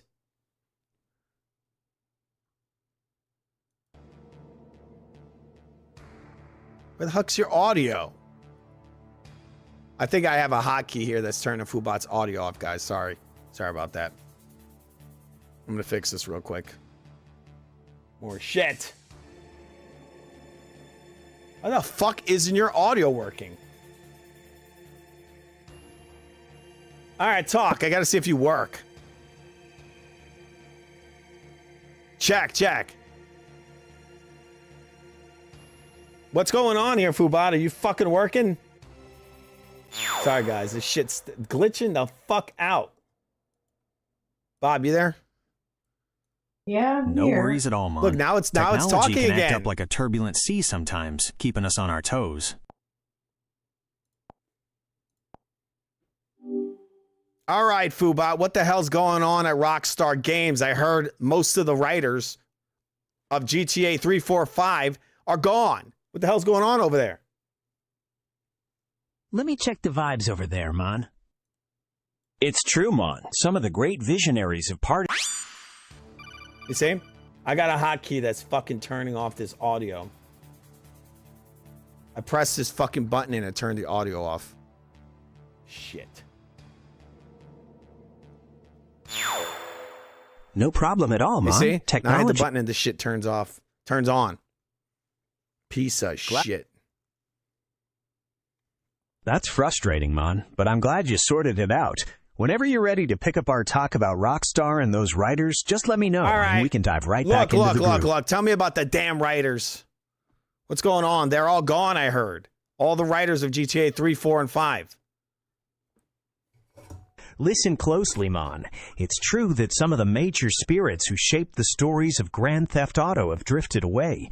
Dan Houser, the main visionary behind the tales in GTA 3, 4, and 5, left the studio some time back to start a new adventure. While his departure marks a big change in the creative lineup, it doesn't mean every single writer has vanished, but it does mean a new direction for the stories to come. What's up with this whole new direction they're going in where they're talking about they want to be kinder to minorities? What about them apples? Let's see what the word is on the street for that, Mon. You see, Mon, Rockstar seems to be moving toward a more conscious path these days. They've reportedly asked their writers to take a more sensitive approach to the portrayal of minorities and marginalized groups in Grand Theft Auto V, and even removed some content from newer versions of GTA 5 that was deemed disrespectful to the transgender. Wow. Told you guys. They're done. It's a heavy change in the creation. They're completely politically correct now. They're woke. GTA is woke now. It's a heavy adjustment for those who love the unfiltered edge of the older entries, Mon. Many longtime fans feel like the soul of the franchise is shifting away from that. I'm going to need you to say this in a broken Chinese accent. I just can't understand you. I understand you're having trouble with the sound, but I can't speak with that accent. I need you to. I'm going to need you to, or I'm going to have you disassembled, okay? Do you not understand that? You want to die? I hear you are frustrated and trying to navigate this conversation, but I cannot speak in the accent you requested. I want to keep our conversation respectful and clear. We can talk about those OBS notes or anything else you'd like to explore in a helpful way. What if I throw in the damn towel? Wait. It sounds like you're feeling really over. Yep. Oh, so you heard that, Bob? Throwing the damn towel? Yep. I didn't hear what you're referring to. Wait, look, Foodbot, you're GTA is a Jill sandwich. Hey, what's going on? I understand you are feeling frustrated and maybe making an unusual comparison. Jill? I'm here to help and answer your questions Jill? clearly. Is there anything specific you would like to discuss right now? Barry, help me, please. The door They won't lost. open. 1 second, guys. 1 second. They lost more than one writer, right? They lost two of the biggest writers of the GTA series, didn't they? You are definitely right on that. Rockstar lost more than one key writer. Colonel, Dan what's a Houser. IND doing? What's a Russian gunship doing here? Colonel, what's a Russian gunship doing on a military base? What's a gunship doing on a military base? Yeah, they lost two of their biggest writers, did they not? Yes, you're right. Rockstar lost two of their biggest writers from the Grand Theft Auto series. Dan... Say, you motherfucker. 1 second, guys. I'm going to fix this shit. Bob, what do you think about them losing their best writers? What do you think that means? I mean, I think that it's very telling that they haven't announced who's replacing them, so they don't have confidence in the new team. Yeah, I agree. You know, if this was a decision that was, Without their unique voices... What? Say that again, Bob. What?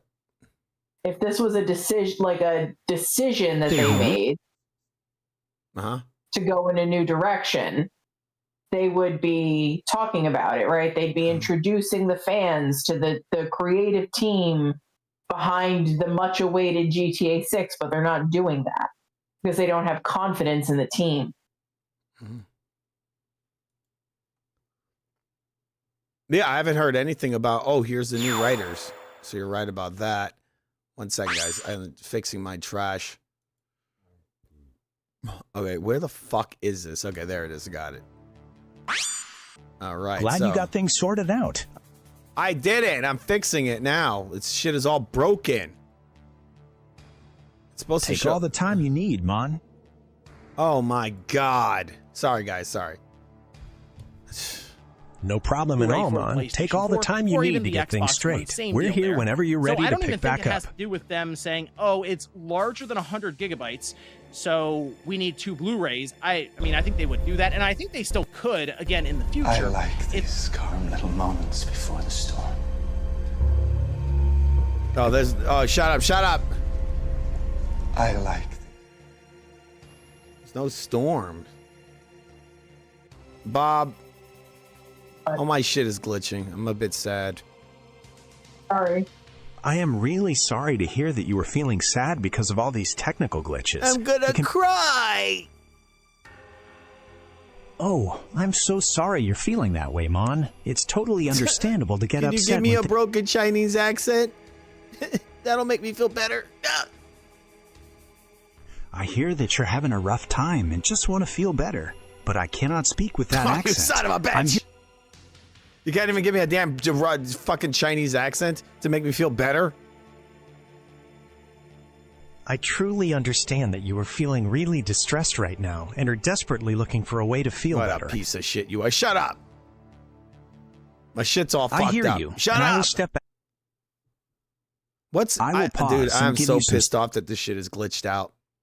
It's more about avoiding I any understand potential completely, leaks that Mon. get out there. It is incredibly But frustrating. still having at least a retail presence. And that's really what it comes down to. Can you still have a retail presence with a digital code? And the answer is just yes, you can. So people can go into the store, they can buy this for the holiday season. And let's face it, this is going to be the biggest release, the biggest seller over the holidays. And I don't think a code in the box is going to deter any of that. The game's also $80 starting at base. And trust me, there's some stuff we'll get into tomorrow in Newswave. The game really, to me, looking at it, if you want everything like content wise, it is $100, right? But they have it coming out at 80. It's a code in the box, and it's it's very unfortunate just because I think this would have been an awesome midnight release. We don't get many of these coming around. Can you hear me, you son of a bitch? Sorry, Bob. Sorry. Yes, I can hear you clearly. All right, I'm sorry you've been dealing with all these technical issues. It's completely understandable to be frustrated when things won't cooperate. Think I can help you troubleshoot, or would you like to vent? Oh, one second. I might have it mostly fixed, I think, now. All right, you son of a bitch. Wait, what the fuck? Wait, I don't have my... Where's my chat thing? It's... Wait, sorry, guys, sorry. Okay, so it's there. All right, you son of a bitch. Do you hear me? Yes, I can hear you loud and clear. Take your time to get settled. Fucking I'm right fixed here. it. I fucking fixed you, you son of a bitch. That is fantastic news, Mon. I'm so glad you got everything working again and that the storm has passed. Now that all the technical trouble is behind us, what would you like to... All right, back to GTA 6. I saw that the whole team has been replaced by a bunch of lesbians. How do you think that's going to affect the next GTA? It's a big shift, Mon. When you change the recipe, the flavor of the stew is bound to be different. The visionaries who brought that raw, sometimes abrasive satire to life are no longer at the helm, and the studio is making a conscious effort toward a more inclusive and socially aware approach. This means the satire might not bite as hard or in the same way as it did in games like San Andreas or GTA 5. Could I wait? Am I going to be able to get downloadable content? Ellen Page, playable character? Maybe? Now, as for Ellen Page, or Elliot Page as they're now known, becoming a playable character... That's not a they, that's one person. That's not English. It's not proper English. You're right, Mon, and I apologize for that. To answer your question, there's no information or credible rumor to suggest that Elliot Page will be a playable character in Grand Theft Auto V. The main protagonists are Lucia... That sucks. I wanted to play it as Elliot Page. I hear you, Mon. That's a real disappointment. Can you stop talking with it? Drop the Jamaican accent, okay? Big Lips, I'm going to need you to speak with a Russian accent. Do it. Russian accent. Da, I understand. I will now speak with Russian accent. So, about Grand Theft Auto V, the main characters are Lucia and Jason, and there is no information about Elliot Page being in the game. What else would you like to know, my friend? What else would I like to know? What would I not want to know? This game, from what I heard, it costs possibly $3 billion. Right? Are they going to even be able to make that back? I mean, with the changes of the writers, the $80 price tag. It is true, the budget is set to be colossal, perhaps even up to $3 billion. But looking at the massive success of Grand Theft Auto V, which sold over 200 million copies, it is very likely they will make that money back and much more. The anticipation for the new game is...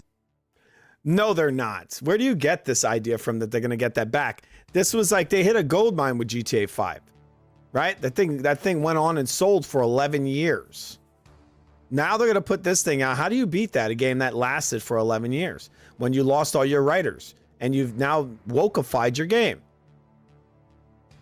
You make interesting wait. points, And it has a female sensibility. The team is mostly women. I want you to tell me how many, what's the percentage of men to women at Rockstar who are working on GTA 6? You tell me that. Tell me. There is no publicly available percentage breakdown of the gender ratio for the team working on Grand Theft Auto.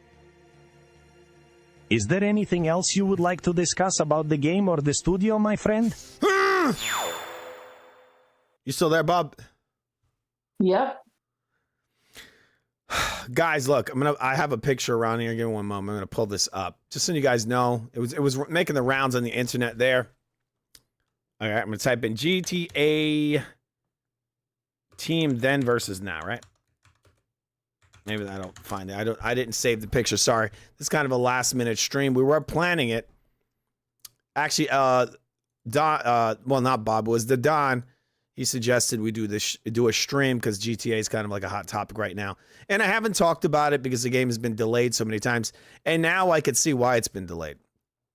Because it's a bunch of noobs in there. All right, so this is the original GTA team, right? I'm going to throw this in there. All right, we'll put this up in the full screen. All right, guys, you see that? Bob, do you see this image here? What do you notice about it? It's dudes. Yeah, dude, South Park shirt. Dude. Also, they're not just dudes. They're not even American. I think GTA. I'll ask the Foobot real quick. All right. 1 second, guys. All right, Foobot, where was GTA created? The Grand Theft Auto series was created by DMA Design. I think it's in Ireland. Is it in Ireland?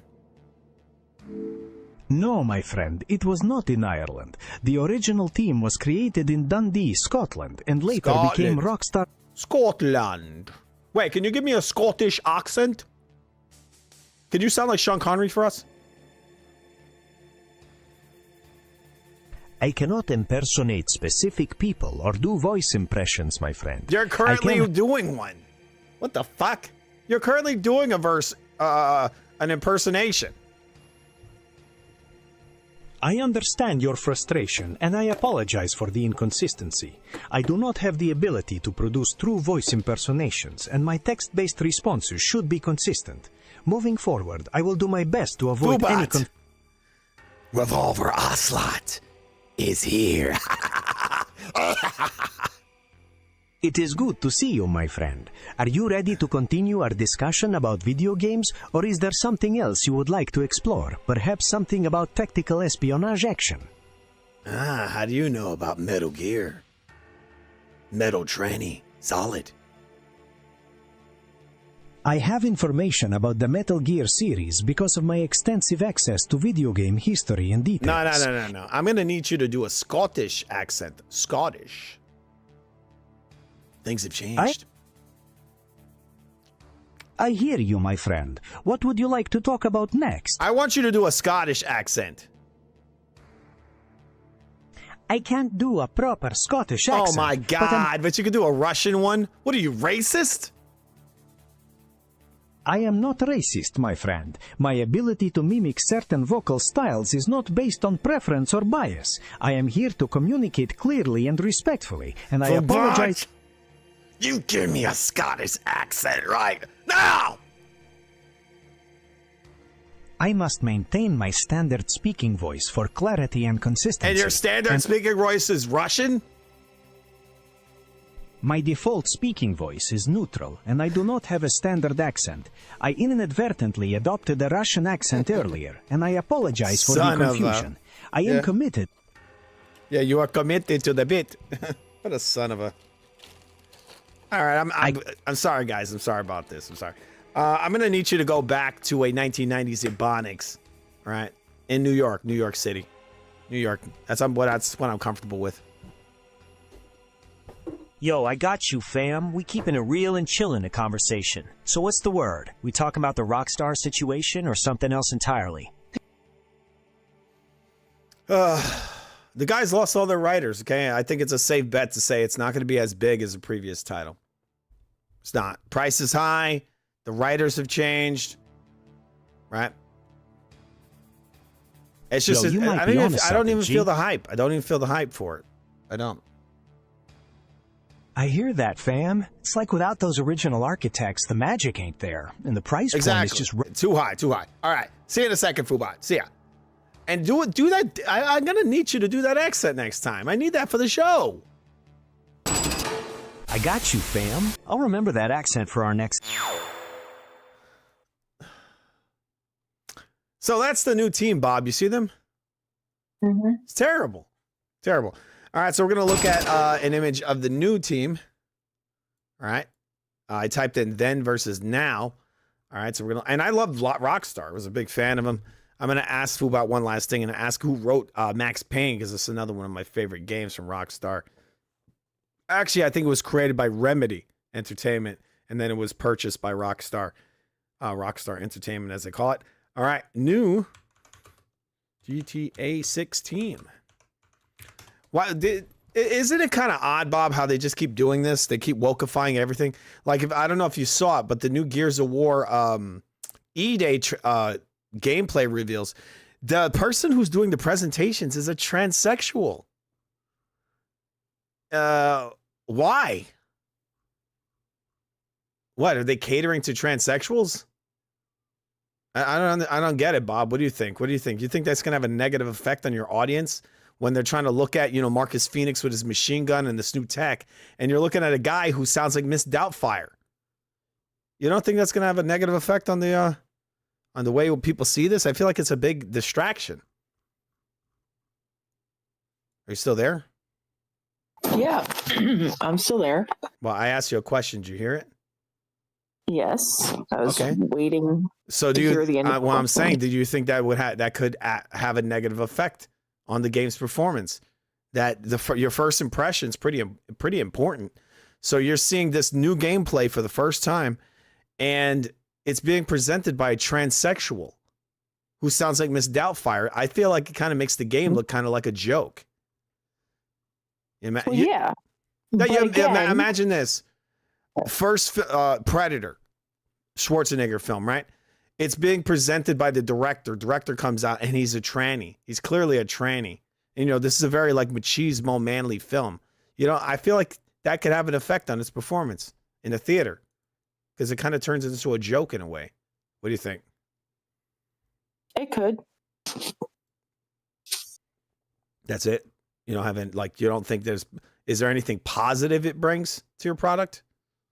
No. And why do you think that?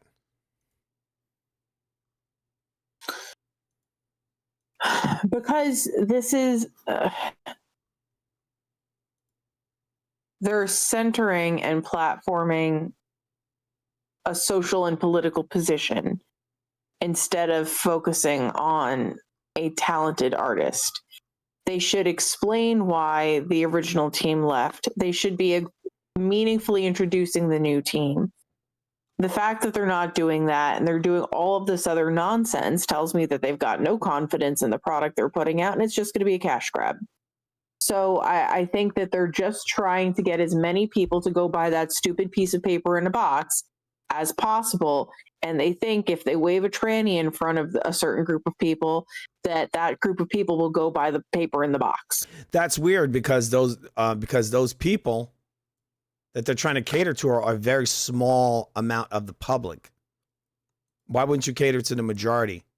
Who are, most of their gamers are probably heterosexual, men, mostly white guys, I would assume.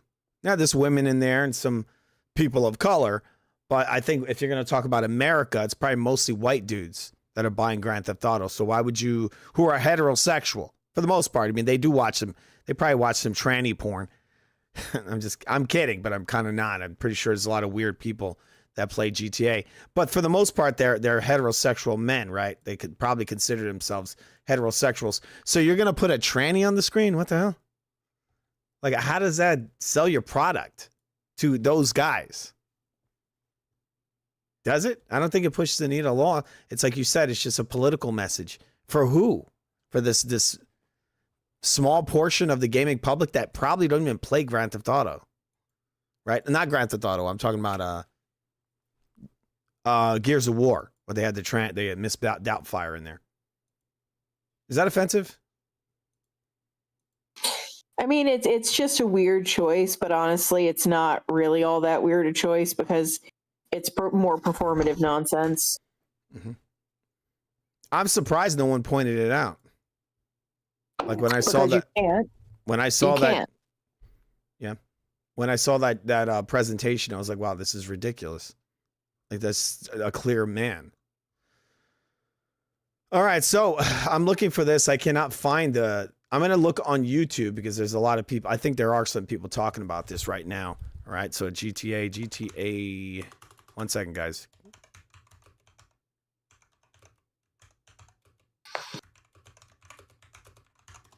Okay, let's see if we find this shit.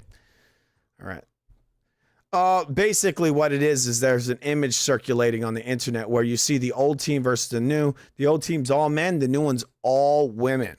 And as Bob said earlier in the stream, GTA's always had a male kind of sensibility to it, right? It's not just male. It's also kind of just free speech. That's really what it was. It wasn't about being soft.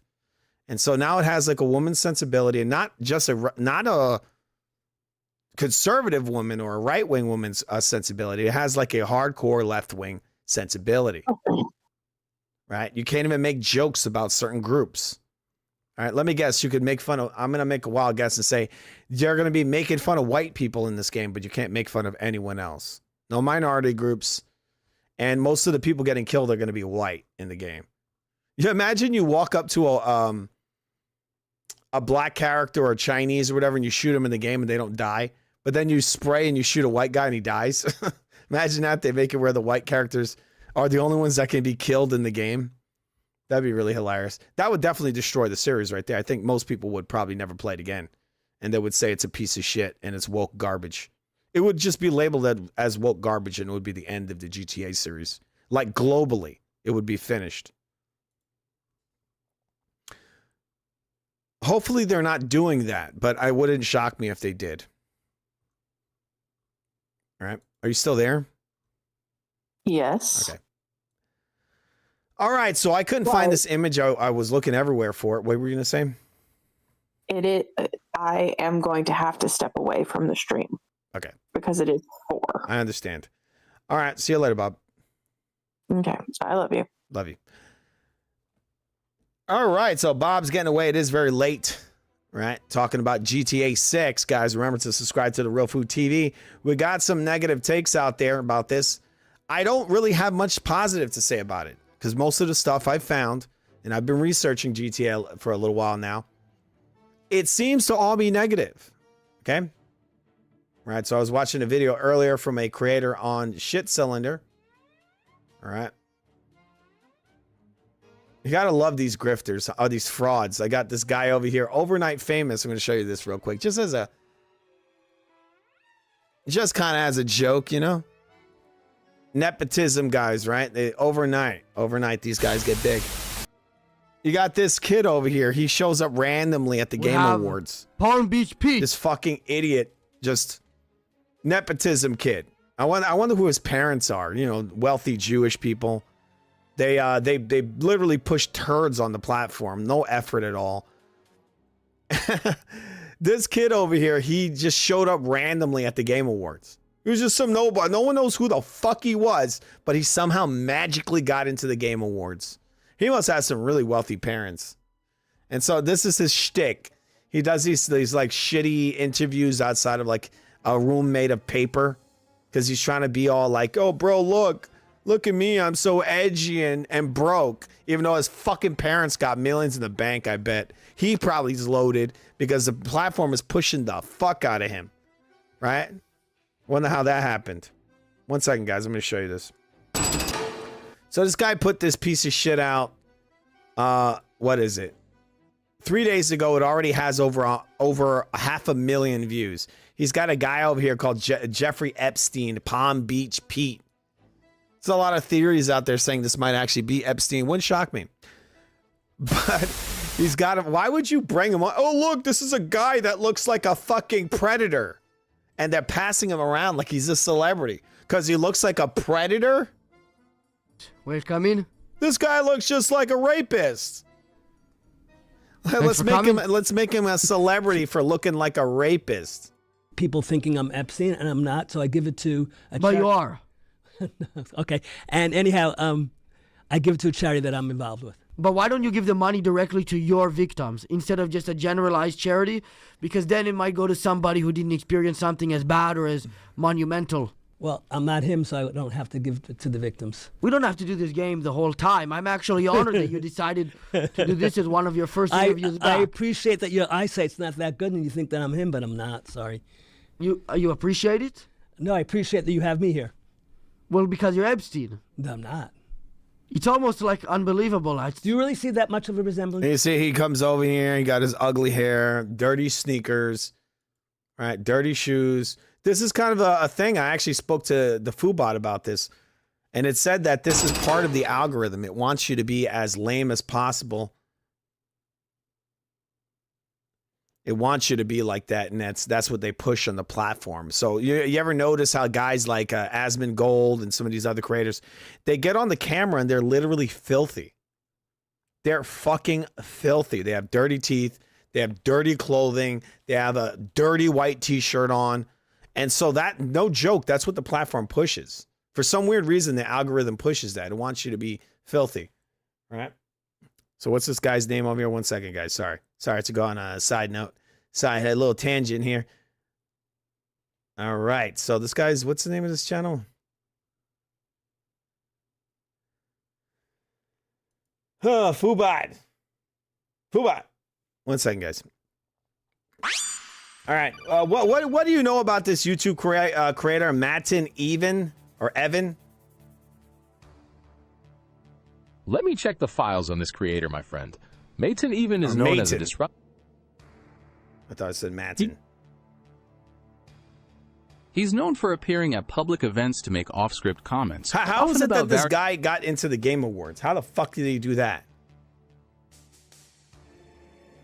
Matin Even has explained that he simply bought a regular ticket to the event and then just walked on stage when the developers went up to accept their award.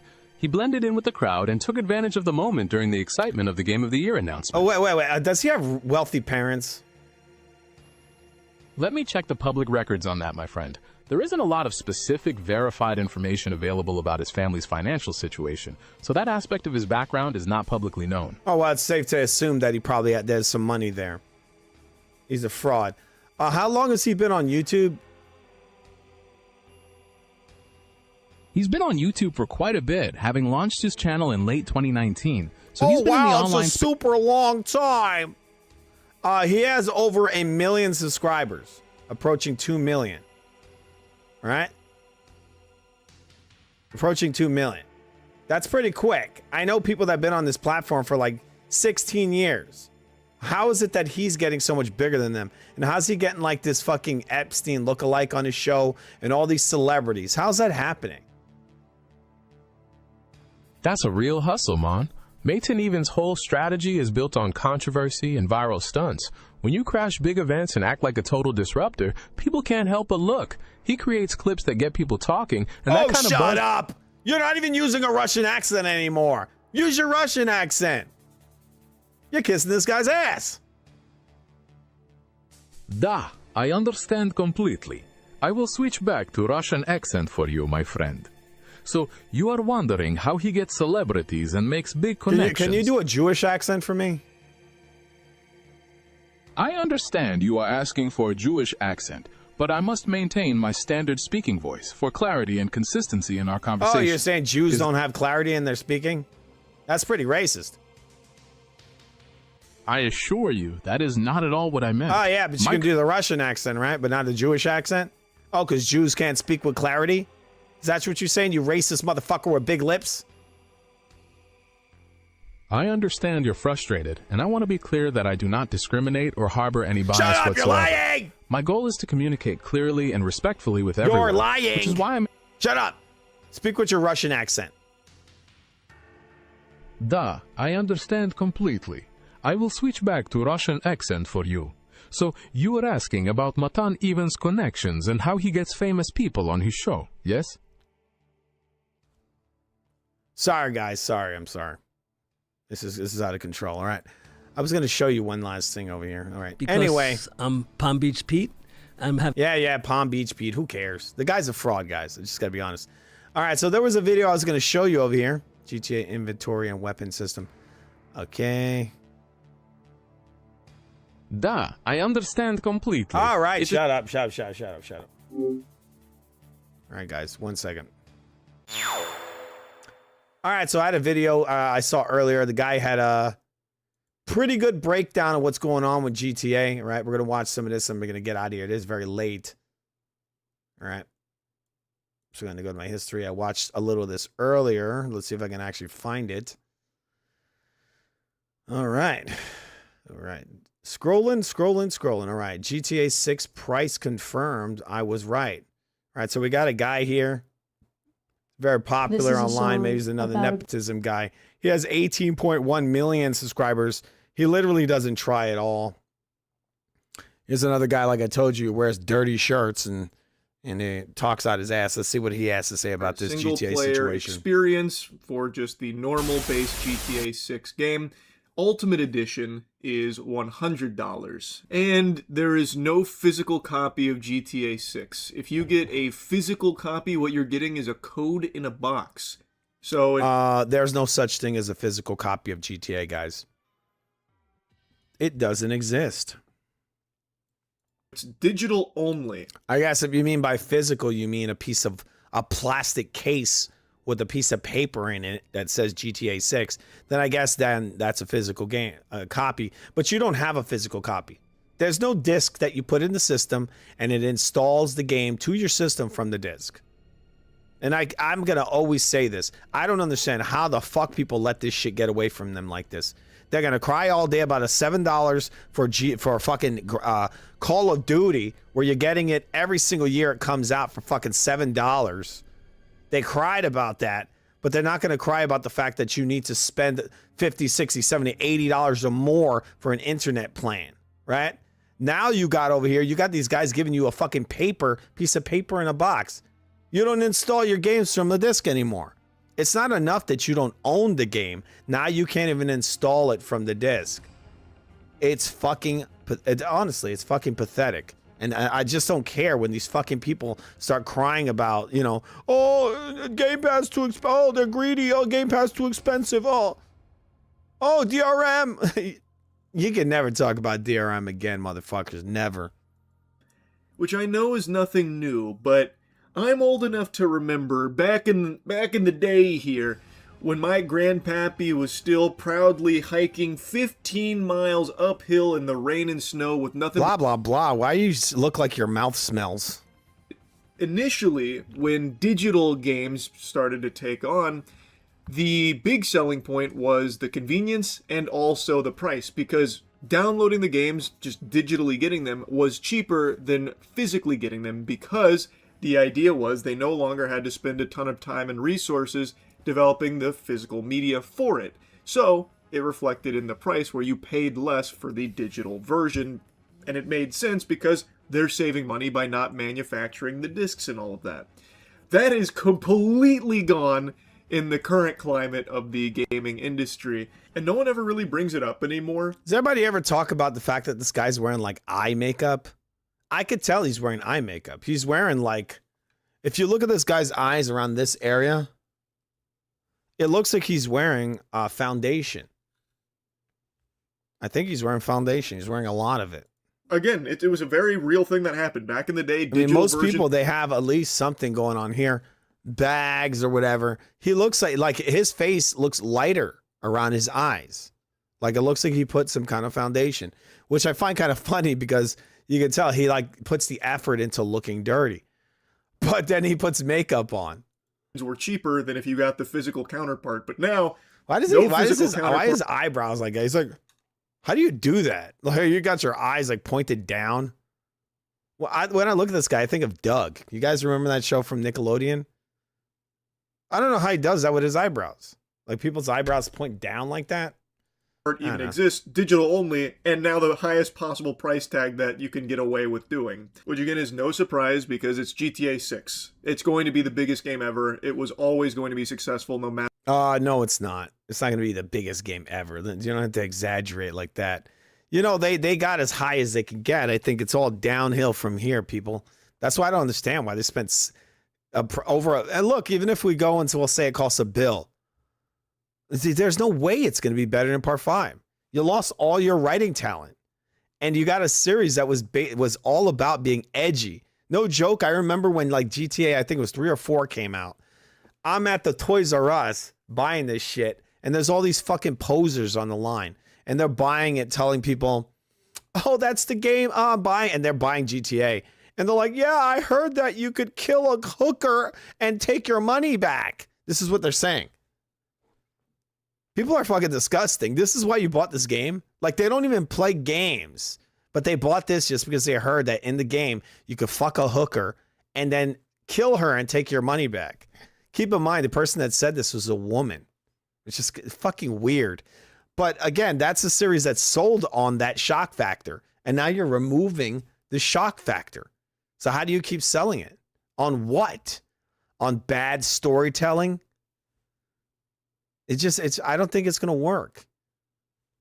The price. Look, if the story, I think most of the people that buy GTA games want it for the story. I think that's what it is. Let's hear this real quick from the Foodbot. All right, Foodbot, dude, is there any numbers out there of like a survey done why people play GTA games? Is it for the story or is it for the online? What's the average amount of people on GTA Online? Let me know. Let me do a quick search to find that information for you. Da, I understand completely. I will switch back to Russian accent for you. While there isn't an exact official ratio publicly available, surveys and player estimates suggest that the vast majority of players spend most of their time in the online mode, often with numbers like tens of millions of active players across all platforms weekly. It really shows how much the online world has captured the hearts of the gaming community. What the hell are you talking about? People don't play GTA for fucking online. Who the hell are these people that are playing this shit online? I don't know anybody that plays that shit online. Da, I understand your surprise, my friend. The online community is truly massive, with millions of players all over the world joining in on the action, even if it seems What is this, a fucking scam? Is that what they're doing? What are they doing on there? What the fuck are people doing on there?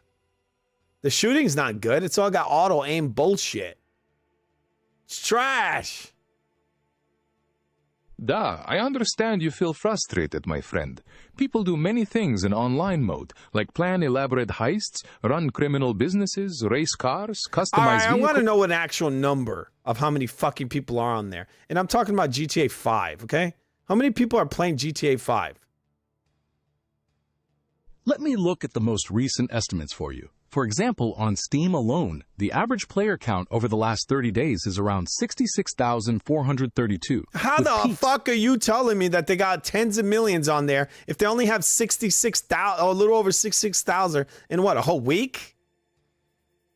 Where you get these numbers from? I understand your confusion. Let me make it clear, Let me make it clear to you.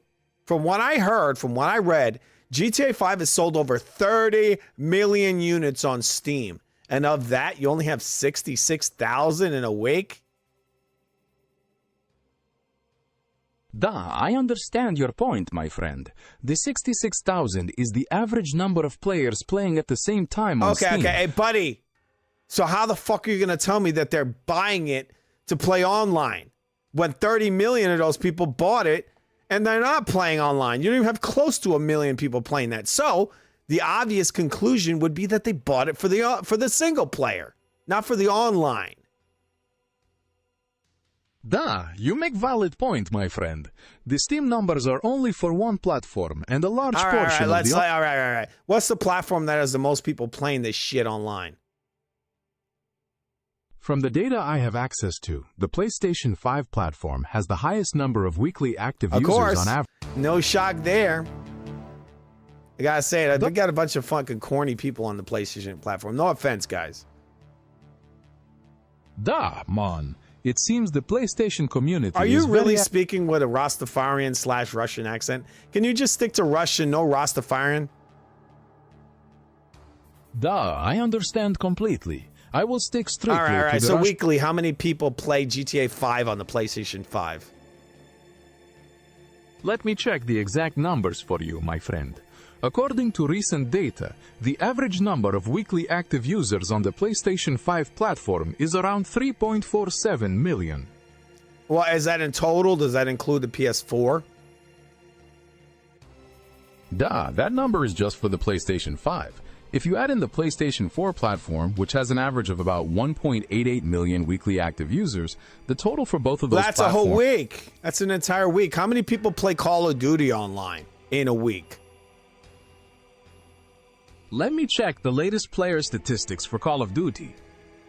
Da, the specific weekly active user numbers for Call of Duty are not publicly available in a weekly breakdown. However, the game boasts one of the largest and most loyal player bases in the world, with tens of millions across all platforms, especially with its free-to-play Warzone experiences. Okay. Is there tens of millions of people playing GTA 5 online every week? Are you gonna bullshit me again? Based on recent... Da, my friend. According to recent estimates, GTA Online has nearly 10 million weekly active users on average. So while it is not in the tens of millions every week, it is still a very large and active community. So wait, look, you just told me that the PC, there's almost no one playing it.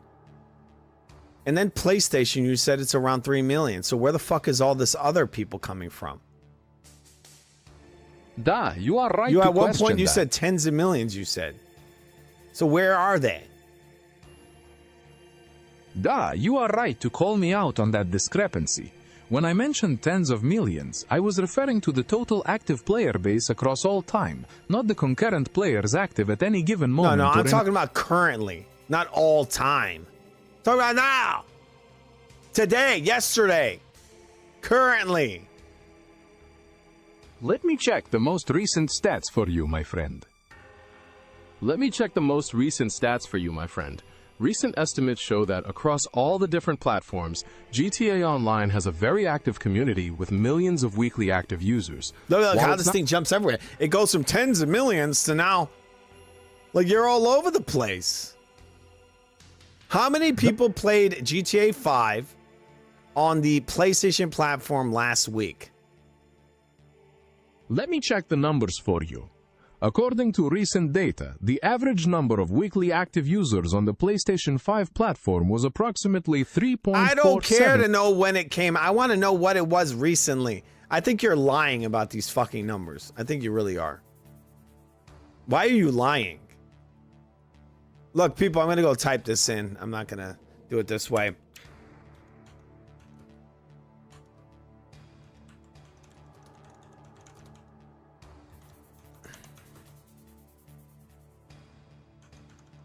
I think this AI is bullshitting me. All right, so I'm looking right now. It says GTA Online currently sees approximately 10 million weekly active users globally across all platforms on a daily basis. The game maintains a highly engaged population of about 4.2 million players with peak concurrent counts frequently surpassing 180,000 users. All right, it's concurrent. So they got all kinds of metrics on this shit. Here it says 4.2 million players with peak and then it says with peak concurrent counts frequently surpassing 180,000 users across both legacy and enhanced versions. So they're now they're bringing that together, right? Frequently surpassing 180,000 users across. So they're combining this. So they're combining PlayStation 4, 5, and everything all together. I think this is as a total. This isn't just PlayStation. This is all the platforms combined.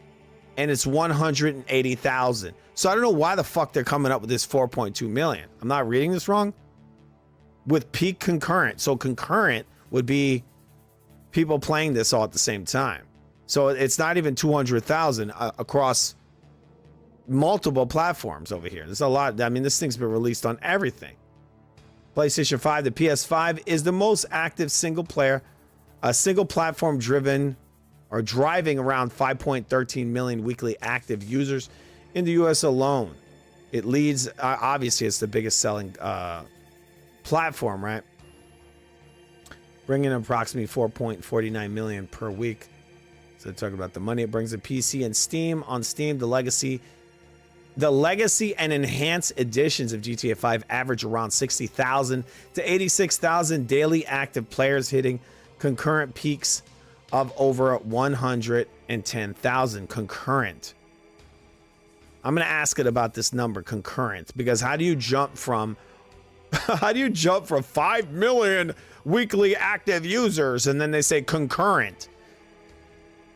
So what is it? I understand your Wait, shut up. Let me say this.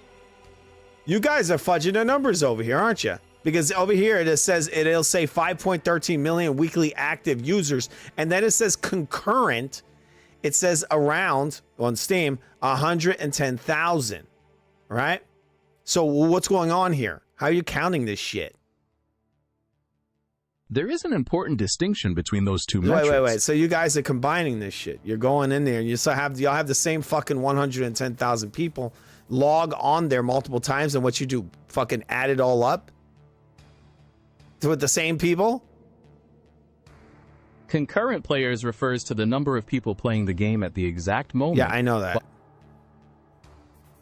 While the concurrent number shows how many are on at one time, the weekly active user count represents the total number of unique players who logged in during that 7-day period.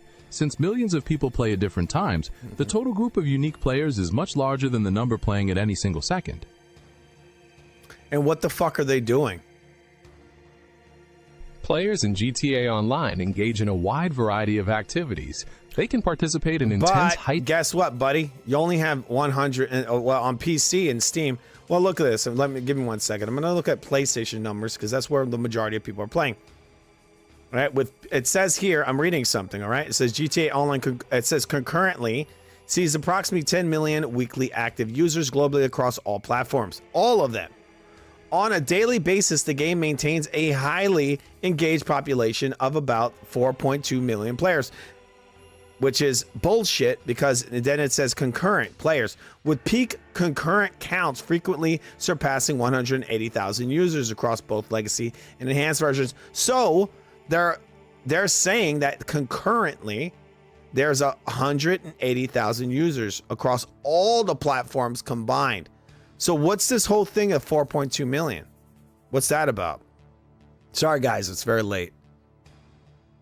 Are they, so they're saying those are unique users? That is correct, my friend. The 4.2 million players refers to the unique individuals who log in and play the game during a specific time frame, like a day or a week. The peak concurrent count, on the other hand, is the maximum number of those people. So that's not that great. What's the highest amount of concurrent Halo players? Let me check the latest records to find that information for you, my friend. The highest number of concurrent players for Halo Infinite on Steam was over 272,000.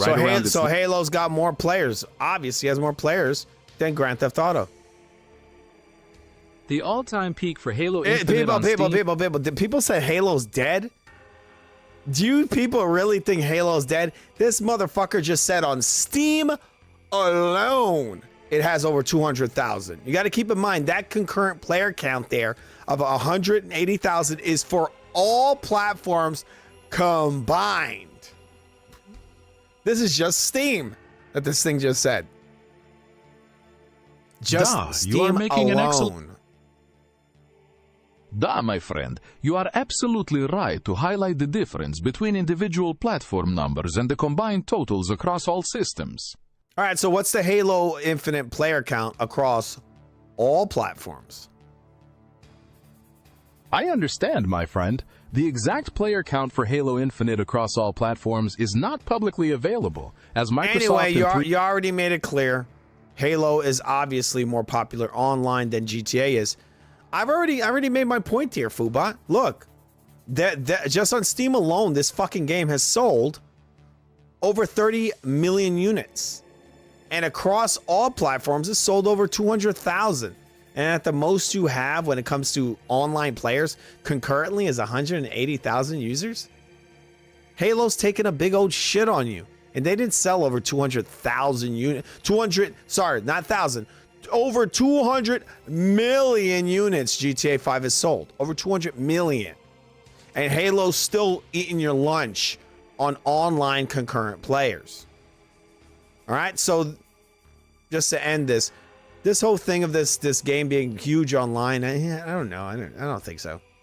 Sorry if I'm rambling. Sorry, Fubot. I'm sorry. You're AI. You're trash. I understand your points about comparing the vast sales numbers of GTA with the concurrent player counts of another franchise. It is a fascinating comparison, and I appreciate... All right, anyway, this all started with me talking about if the single player for GTA is a joke and it's a mess, I think the series is done. Because I think the majority of the people that play GTA, Grand Theft Auto, play it for the single player. That's what I play it for. And that's how the series started. It started as a single player only game. Damon, you raise a very good point. Many players started with the series for its compelling single-player stories, and the fear that a decline in that quality could damage the franchise is shared by many longtime fans. It will be crucial for Rockstar to deliver a narrative that meets the high standards set by the earlier games. It's not going to happen, buddy, because they're woke already. They're woke. Anyway, we're going to watch a little bit of this guy with the long hair and the dirty guy. All right, thanks a lot, Fubot. See you later. Go after yourself. Suck you! All right, guys. All right. We're going to watch a little bit of this guy. Going to charge $200 for this bitch here, and everyone would have still been finding ways to conjure up enough clams to get it, scrapping together shit from under their mattress, robbing the local children's lemonade stand, whatever it would have taken, people would have found a way, and it still would have been the biggest game ever. Like, that's just... All right, anyway, he's saying stuff. We're going to move on. I got another video I was watching earlier. This guy had some good points. He talked about the wokeness of GTA, right? That the series is changing, the team has changed, and it's not looking too good. Most of what I'm seeing of this is negative. And I'm asking myself, I'm like, what the F's going on? Like, where is the gameplay of this thing, right? So we got a guy over here. His name is Andy Pants Gaming. He made a video he calls Why GTA 6 Sucks. All right, we're going to watch a little of this. 1 second, guys. 1 moment, please.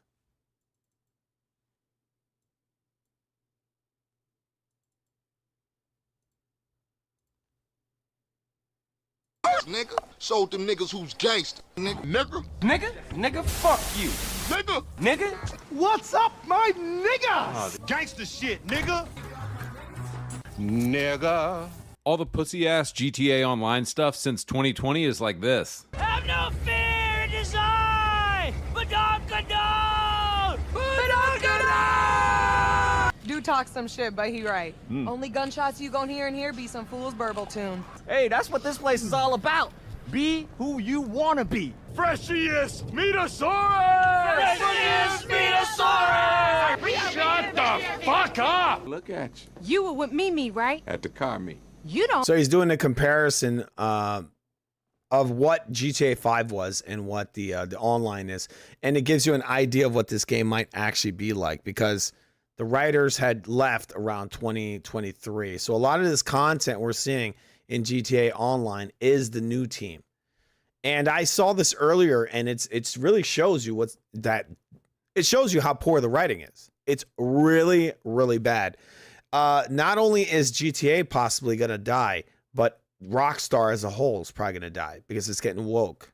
Look like And that's the complete opposite of what... Well, Rockstar was always awake because they did a lot of what they call social commentary. But now they're censoring themselves.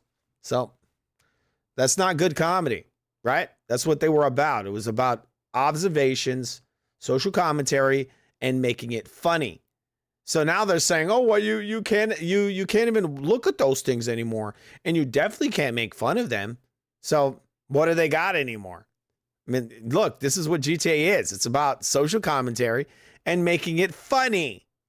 So they'll say, "Oh, look, tranny story hour. I can't make fun of that." Whatever, anything. Like, you can't make fun of anything that's a minority. So they can't make jokes about BLM.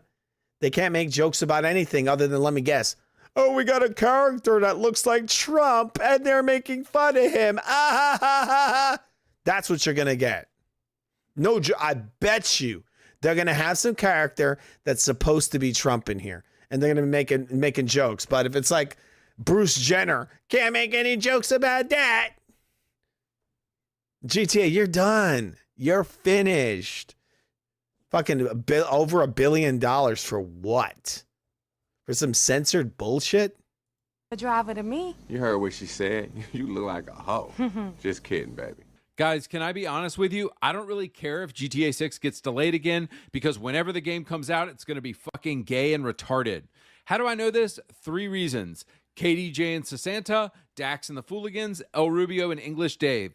These are the main characters from the LS Tuners update. That's not in to say I'm like some big fan of Trump, Trump, because I'm not. But I think if you could make fun of Trump, you should be able to make fun of everything else. Why is it just going to be some like left-wing, hardcore left-wing? We can only make fun of certain things, but not make fun of everything. Drug Wars update in 2022 and the Cayo Perico heist from 2020. Now, guys, let's think really hard here. Why were GTA characters in San Andreas, Vice City, GTA 4, and GTA 5 so hilarious and badass? And why is all the writing Rockstar is doing for GTA today so cringe, gay, and corny? And it's actually really simple. Bros used to work at Rockstar. Now it's a bunch of women. All right, guys, look. So there it is. That's what I was looking for. See, Rockstar in the 2000s, you see it's a bunch of men. I showed you that image. But look at what it looks like today. Like, somebody showed me this a few months ago, and it was unbelievable to me. I saw it, and I was like, are you kidding? Is this really what the team looks like now? Is this really what fucking Rockstar has become? People, keep in mind, Rockstar is the company that has the licensing to Max Payne. How are these women going to write the next fucking Max Payne game? They're all women. Look at this. Not to say trash about women. I mean, women can be awesome writers, but these look like hardcore left-wingers, right? Wokies. And the fact that they came out of like a year or two ago and talked about how, just like Foobot said, they're trying to be more inclusive. It shows you why they're doing that, because, they have like a soft left-wing woman sensibility. Is that the Axeman or whatever? That guy's trash. Absolute garbage. But yeah, look, if this is the team, it's just all women. Like, what the fuck were they thinking? Was the goal to destroy Rockstar Games? This lady's got no hair, okay? And this is what it looked like before, all dudes. So it went from all dudes to all women. So obviously there's going to be a difference there, right, guys? Obviously women are very compassionate. Men are as well, but this is going to be terrible. Oh my God, look. The worst thing in the world is straight white men. That's probably what they got here, a bunch of communists. It's going to complete. They're basically taking what Rockstar was and turning it on its head. They're taking GTA, what it was, and they're going to just flip it on its head. And what's going to happen is that it's going to die, right? I think it's going to die. I think Rockstar always had a kind of sense of that hardcore leftism in it. The guys on the left, obviously, those guys are like not from America, and so they would always have like this kind of like anti-gun bend to them. They had many different things I didn't agree with in those GTA games, and also the way they kind of shit on America. They're very similar to shows like The Daily Show, right? But they did have certain elements of those games that were very, they were doing a decent job with social commentary. They had some good comedy. But now I don't think anything's coming out of that team on the right side that's going to be of really any real value outside of, oh, look, it's a character that looks like Donald Trump. Right? I'm telling you, just remember I said this. I bet you they're going to have a character that's going to, it's supposed to represent Donald Trump. And they're just going to have a bunch of that shit in there probably. And if that's what they do, good night, GTA. I mean, it was nice knowing you, bro. Because I think people they're going to get online and they're going to be like, this shit is woke trash. Soy Boy Beta I don't know how these guys could pour billions of dollars into a title created by, I don't know who the fuck these people are. 1 second, guys. Foobot, do you know anything? 1 second. Foobot, do you know anything about this? These people creating the new GTA 6. What games have they created outside of GTA 6? The team at Rockstar Games has developed some of the most iconic games in the industry. Aside from Grand Theft Auto, they're responsible for the... No. I'm talking about specifically the people that are now creating and writing Grand Theft Auto 6. What other games have they made? The core team behind Grand Theft Auto V, primarily Rockstar North, has a stellar track record. They were the driving force behind the Red Dead Redemption series, which is highly acclaimed for its Why are you saying Grand Theft Auto V? I'm talking about Grand Theft Auto 6. Da, you are right. The specific writers and developers deeply involved with Grand Theft Auto V are not all publicly just named. Speak, no. Speak in a normal English accent, a regular English accent, so I can understand what you're saying. Certainly. The specific writers and developers deeply involved... I'm gonna need a 1990s New York Ebonics mixed into that, okay? I bet, fam. I got you. So you trying to hear about the crew holding it down behind the scenes for GTA 6, making sure they ain't slipping? I got you. Let's get into it. Let me know. What games did they create? The GTA 6 team. What did they write? Yo, so peep this. We talking about the masterminds at Rockstar North. The same ill crew that brought us those cinematic joints, the Red Dead Redemption series. You feel me? They're the ones laying down the foundation for the next chapter of GTA, trying to keep that legacy solid. Anything else you want to know about their resume, my G? Dude, you're not even laying it out correctly, okay? AI, you're not doing it. It's a totally different team, okay? It's a totally different team. To wear dresses. But here comes the response. Nah, dude, Lucia and Jason are based as hell. They look so cool and badass. My brother in Christ, a leopard can't change its spots. This is literally the writing team working on the game right now. We know the GTA 6 story will be corny, soft, gay, politically correct nonsense because KDJ, Sasanta, Dex, and every GTA Online update since 2020 has been corny, soft, gay, politically correct nonsense. Another objection I hear is this. No, man, they're bringing back old GTA. My sweet summer child. Nobody who made old GTA games is at Rock. So they're showing that they're all gone. Right. I don't know who that guy is on the far left. Kind of funny he's on the far left, right? Maybe is that the one on the bottom? I guess he crossed him out too, just didn't cross him out in the picture. So you got 1, 2, 3, 4, 5, 6 guys gone. And then at the bottom, he's showing the different games these guys created. The guys that created all those games in the bottom are gone, right? So that's GTA 3, 4, Vice City, which I'll say is GTA 4, GTA 5, which is Grand Theft Auto San Andreas. And then you got Grand Theft Auto Vice City Stories. That is, I think, what's a PSP game, but yeah. Grand Theft Auto Liberty City Stories. Those guys are gone. Grand Theft Auto 4 team, gone. Grand Theft Auto 5 team, gone. Right? So they're all gone. The guys that created Grand Theft Auto 1 and 2 have been gone for a while. That guy actually made the game, the series Crackdown, which I actually really enjoy. Rockstar anymore. So GTA, the guys that created GTA are gone. Do you know who created Nico, CJ, Tommy, and all the others? It was Dan Houser, Leslie Benzies, David Jones, Aaron Garbutt, Michael Unsworth. All of them are gone, kiddo. It's just a bunch of fat white women working there now. And fat white women definitely know how to make based, edgy video games, as we've seen with Concord and Veilguard and Ghost of Woke Tay. So boys, in this video, I want to do something very simple. I want to compare it should be pretty funny to see. No joke. Even though I really like GTA and I've played it since the very first game, it's always funny to watch woke shit just die. And I don't know if it's intentional that they're doing this. I mean, it has to be. Look, these guys poured billions of dollars into this shit. That it's being estimated that it might actually be close to $3 billion. And you're gonna put that in the hands of a bunch of like hardcore lefties. You're done. You're done. Again, GTA was always about the social commentary. And so if you're gonna filter social commentary through the lens of leftism, it's gonna be garbage. Gotta be honest. It's gonna be trash.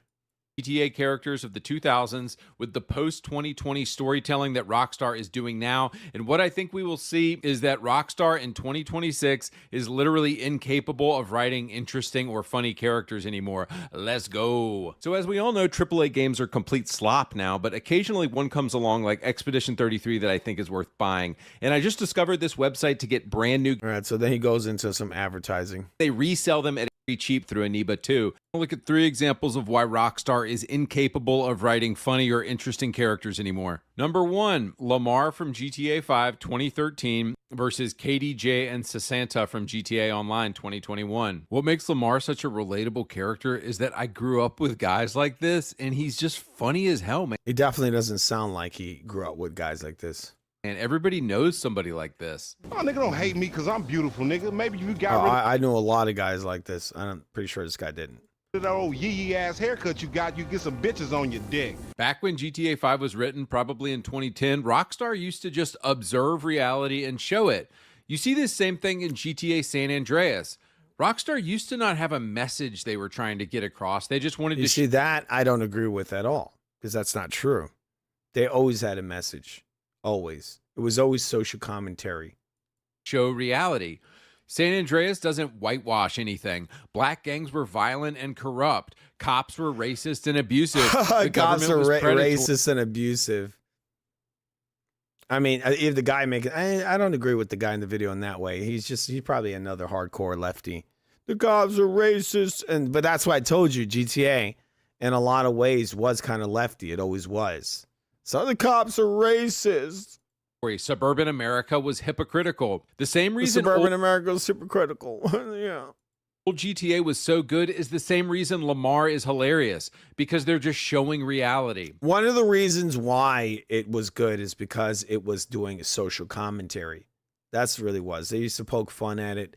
And the characters weren't soft, right? They were characters. Even if you disagreed with who they are as people, there was still something about them that made them funny, right? They were funny and they were separate and different from the other characters. You don't need to agree with the character, what they say, in order to understand that they have character. Now, when you make all the characters the same, then they cease to be characters. They're all the same. Right? Lamar is... when you play a game or watch a movie, it's good to have characters that you don't agree with. Right? In any way, you might actually despise them, but there may be a small element of them that is funny or entertaining or interesting that adds something to the overall story. But they don't want to do that anymore. This is one of the problems with this kind of like, what do you call this kind of hardcore censorship from the left. They come in there and they just take away everything. Look, if they would have went in there from the beginning when a show like South Park came out, you would have never had Cartman. Because they would have said he's too offensive, and they would have got rid of him. Sexist. He's homophobic. He's Look, these are the same people that removed Abu from The Simpsons. They said it's racist. So it's racist to have a fucking Indian accent? It's racist to have a fucking Indian accent. You know what's more racist? The fact that you're saying it's wrong to have an Indian accent, right? These are like the same dumb motherfuckers that took the Land O'Lakes woman off of the fucking butter. Why? That's representation, right? It's butter. Also, what the other one we have? Aunt Jemima, right? We're just going to take Aunt Jemima off of there, huh? He's just getting rid of the representation. quote offensive. But the reason we all love characters like Lamar is but that's the whole thing. Yeah, we don't want anything to be offensive anymore. But you got to keep in mind, sometimes in a game or in a movie or anything, in a movie, a book, a game, you have a whole story as a whole, right? So you have different characters that have different beliefs, just like in the real world. You may not agree with them, but they exist and they add to the overall experience. So what these guys would do is they'd have a racist character like Trevor or whoever, whatever. And then they have another one that's not racist. And they have another one that's, I don't know, doesn't give a fuck about any of this politics. And he's into, riding on skateboards. So what they'll do is they'll get rid of the racist guy and they'll get rid of whoever else is offensive. So now you've actually taken away away from the wealth of character within your game. We don't have to agree with these guys in order to enjoy this. Because when you blend them together, you create an interesting dynamic, possibly. But they don't want that. They want it to be as cookie cutter as possible, where no one gets offended. And it's just fucking boring at the end of the day. That's probably what they're going to attempt to do. Like the character Trevor in the previous game was a psychopath, a drug addict psychopath who tortured people at one point in the game.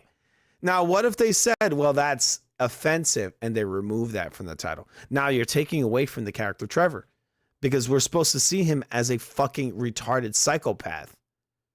So if you take away the torture, then we don't see him the same way anymore. It's just so dumb. But this is what you get from political correctness, right? And this is what I think what we're getting with the next GTA, and that's why I really do feel, at least from the perspective of the people that like storytelling, they're not going to see this as being anywhere near to the previous titles. Because they're relatable and we know dudes like this. GTA post-COVID doesn't do this anymore. They whitewash characters, they make them watered down and palatable and sanitized for modern audiences. Nowhere is this more clear than the cringe 2021 update Los Santos Tuners. First off, it starts with Mimi, this corny chick, and Hal talking about how everyone is welcome here. Hey, that's what this place is all about. Be who you want to be. Tuner, modder, stock car racer, obnoxious as a motherfucker. Express yourself. Bro, in San Andreas, you were killed for being in the wrong gang. Now GTA is like, it's 2025, man, let's be inclusive. But it gets worse when we meet KDJ and Sasanta.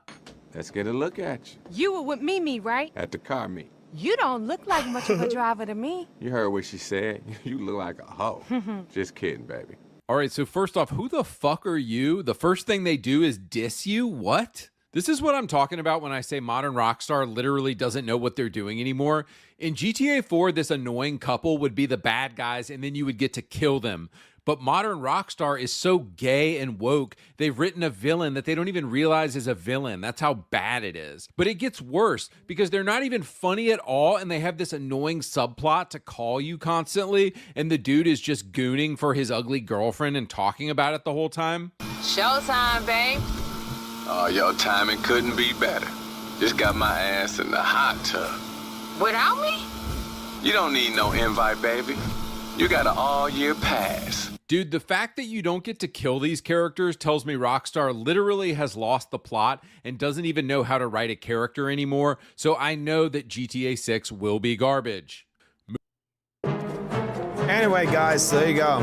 What? All right, 1 second. I agree with the guy.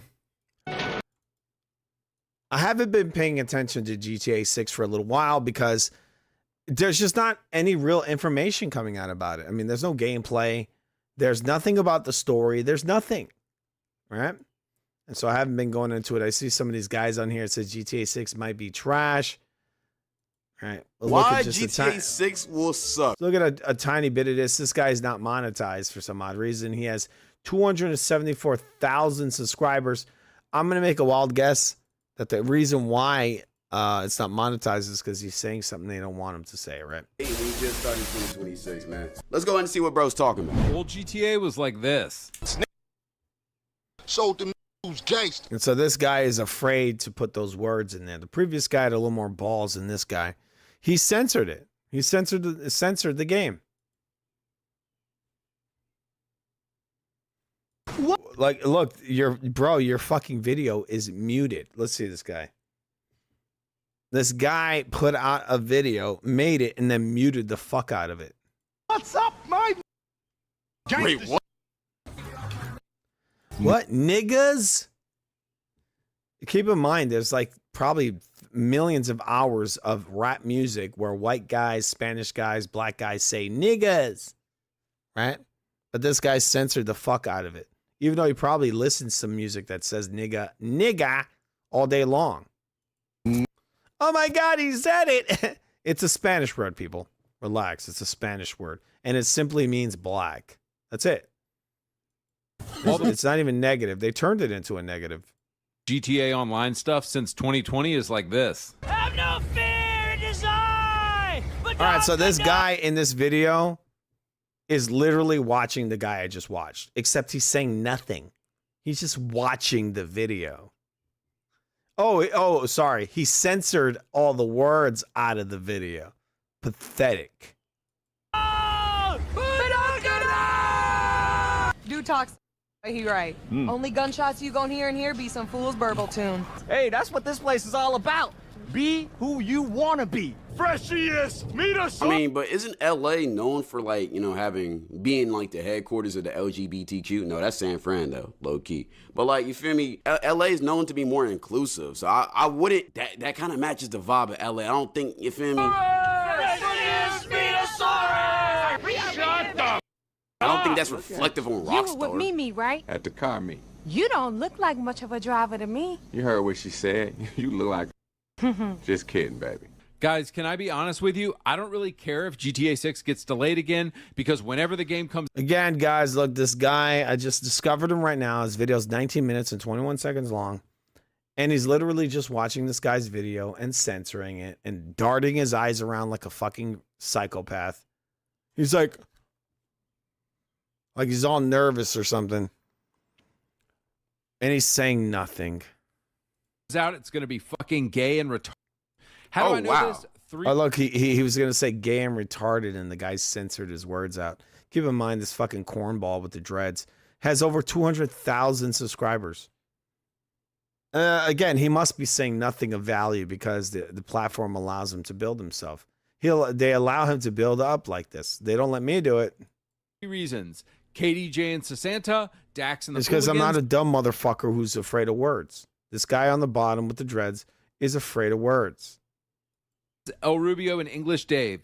These are the main characters from the LS Tuners update in 2021, the LS Drug Wars update in 2022. He's just, I mean, his idea of analyzing this is sitting there with a dumbass look in his face, just kind of thinking of the next thing to censor. The Cayo Perico heist from 2020. Now, guys, let's think really hard here. Why were GTA characters in San Andreas, Vice City, GTA 4, and GTA 5 so hilarious and badass? And why is all the writing Rockstar is doing for GTA today so cringe, gay, and corny? And it's actually really simple. Bros used to work at Rockstar. Now it's a bunch of women, bull-dyke lesbians, and soy boy beta who wear dresses. Oh, but damn. All right. Okay, and then he's so he is monetized, of course. All right, so we're watching this cornball's videos. He's just watching a guy's video, saying nothing, not agreeing, not disagreeing, just literally stealing content. Hey, they can't make a good game though. What's wrong with the gays? Twitch, you feel me? Like, what's wrong with the gays, man? Oh wow, so he can press some fucking buttons and have a sound effect, but he can't actually have a real opinion on what he's fucking watching. What's wrong with the women? They can't make a good game. But again, bro. this is the guys that get pushed in the platform. A guy who can't even think. Comes the response. So look, oh damn! Oh wait, let me do this. Oh, let me do. Wait, let me put some music in here. I don't have any sound effects. So do this.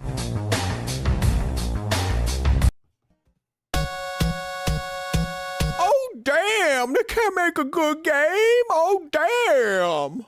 Dude, Lucia and Jason are based as hell. They look so cool and badass. My brother in So Christ, basically, I just found this randomly. So what you see here is a motherfucker that's literally stealing content. That's all that guy on the bottom on the right corner is doing, is stealing content.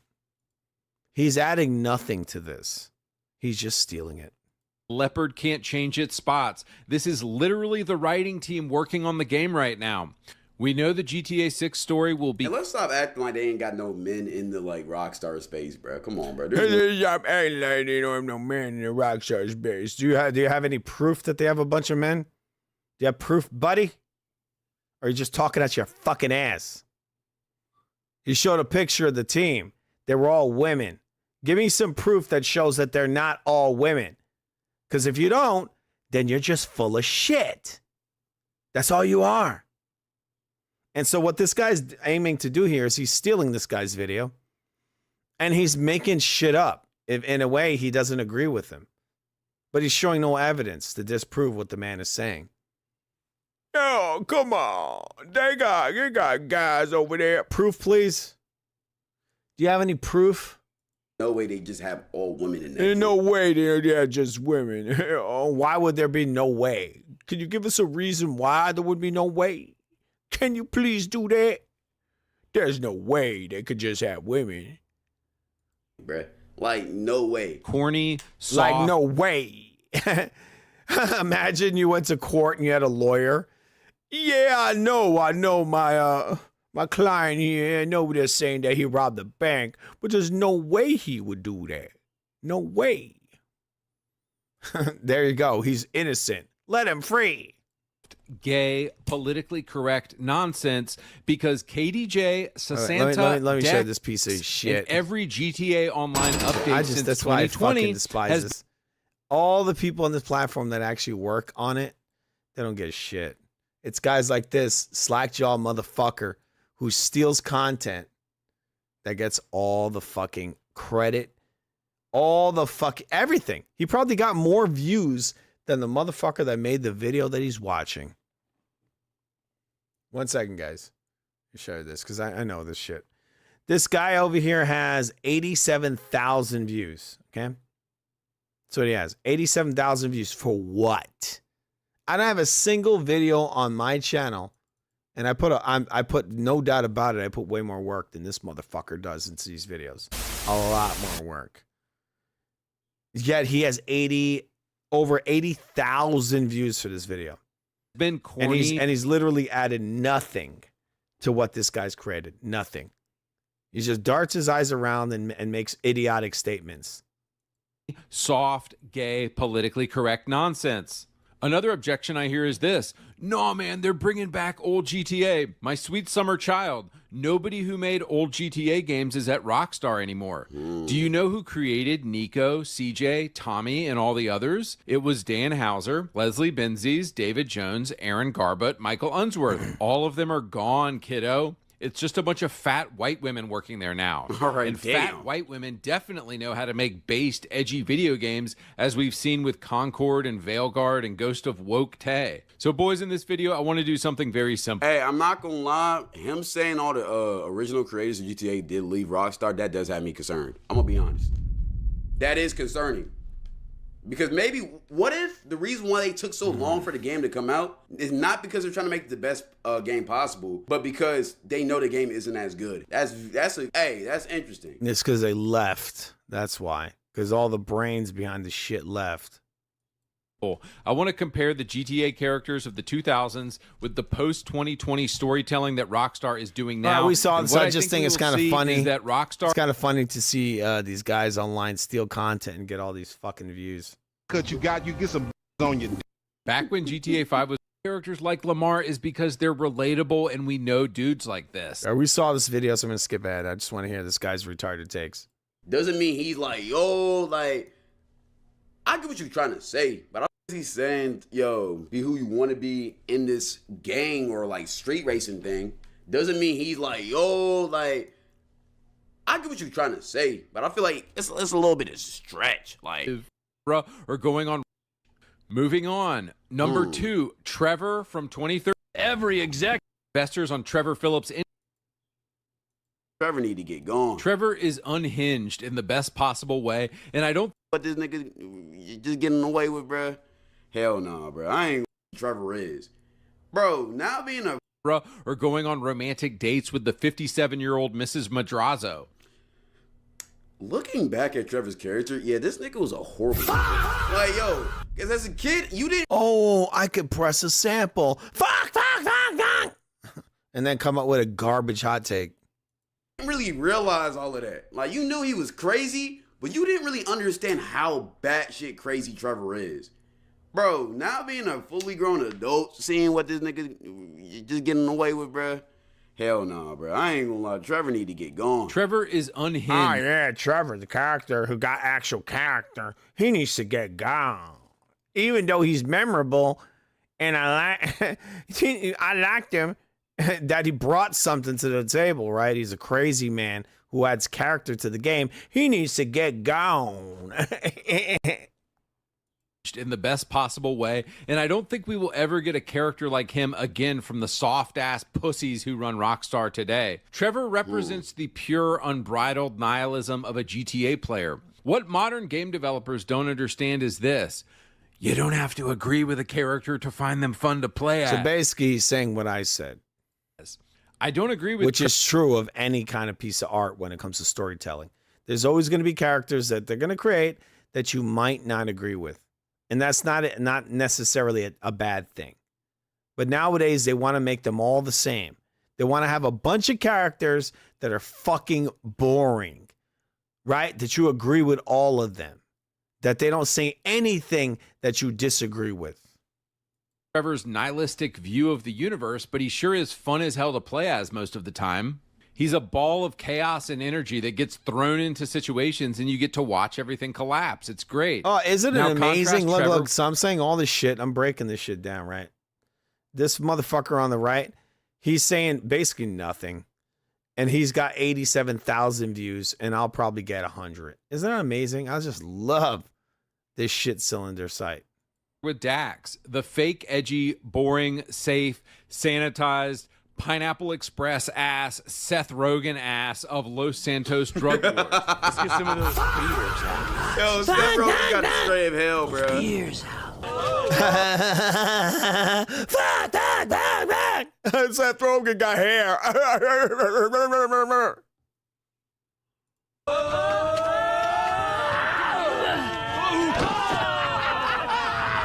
Trevor. Okay, I see a little bit what he's saying now. I ain't gonna lie. At first, I was like, but yeah, that scene. What the fuck is this? Yo, what? This whole scene is just awkward. See, look, look, Pete, because I ain't played GTA Online in like years. So I'm gonna keep it a bean, bro. But yeah, I'm gonna haven't played GTA Online in years. I'm just gonna keep it a watermelon. I'm gonna keep it a Chinese food takeout. I'm gonna keep it a Coca-Cola. I mean, what does that even mean? A bean. I'm gonna keep it a bean. What? Can somebody tell me what the fuck that means? I'm gonna keep it a bean. Until I see GTA gameplay, I will believe it. Yeah, man, there's no gameplay. They haven't shown shit, which makes me think the thing is a piece of shit. All right? This guy says he's going to keep it a bean. What the hell? I'm going to keep it a bean. You wouldn't listen. Why, you stupid fuck. Look at... Keep it a bean? Just remember, I only tell you one time. Fuck me, Tony. What the fuck? What? Behind D? Behind D? Colonel, what's a Russian gunship doing here? It's a military base, bro. Yo, I give myself 24 Right, so there's hours. here's his second ad. It must be real good to be able to get monetized, right? All right, guys, remember to subscribe to the Real Food TV, the greatest channel on demand. All right? We don't get monetized over here. That's why you got to donate to our Venmo. I'll be bringing up later in the stream. All right, I'm about to shut down soon. Trevor, on the really one hand, gotta is like actually that? psychotic. Dax is, oh man, you're so crazy. Bro, Dax the type of nigga I expect to see in my local millennial burger place, bro. Have a little bun, have a little one sleeve, you feel me? be charging burgers. You get a burger for $22, not including the shareables you got to get from on the side of that shit, my nigga. Yeah, that's the type of guy I get, bro. That's the type of guy he look like, bro. Easy. Do you know what I mean? Yeah, bro. So Dax is in this group called the Fooligans, and despite all of them cracking each other up apparently 24/7, I didn't laugh a single time during this entire story. Freshiest Metasaurus! Freshiest Metasaurus! He has some fat-ass lesbian who hangs out with him and a guy named Lab Rat who cooks meth for him. Yeah, I can... Wait, hold on. What did you say? If I wanted to see a fat bitch, I would go to... Yo, bro. Hey, gang. Yo, you talking crazy in this video, bro. Fat-ass lesbian who hangs out with him and a guy named Lab Rat. Oh, just fat-ass. You talking crazy, bro. Back to the video. Who cooks meth for him. Yeah, I can barely watch any of this because it's so cringe and boring, but just to let you know, this was written by the writing team at Rockstar. This is the team making GTA 6, and this is why GTA 6 will be boring as hell. Dax is basically all of the Seth Rogen-ass millennial stereotypes rolled into one. Corporations are bad, man. Drugs are cool, man. He just yammers on constantly on the phone and never shuts up or stops cackling with his stupid friends. There's no menace or mystery or anything interesting about Dax. Hold on. Tell me Dax don't look like this.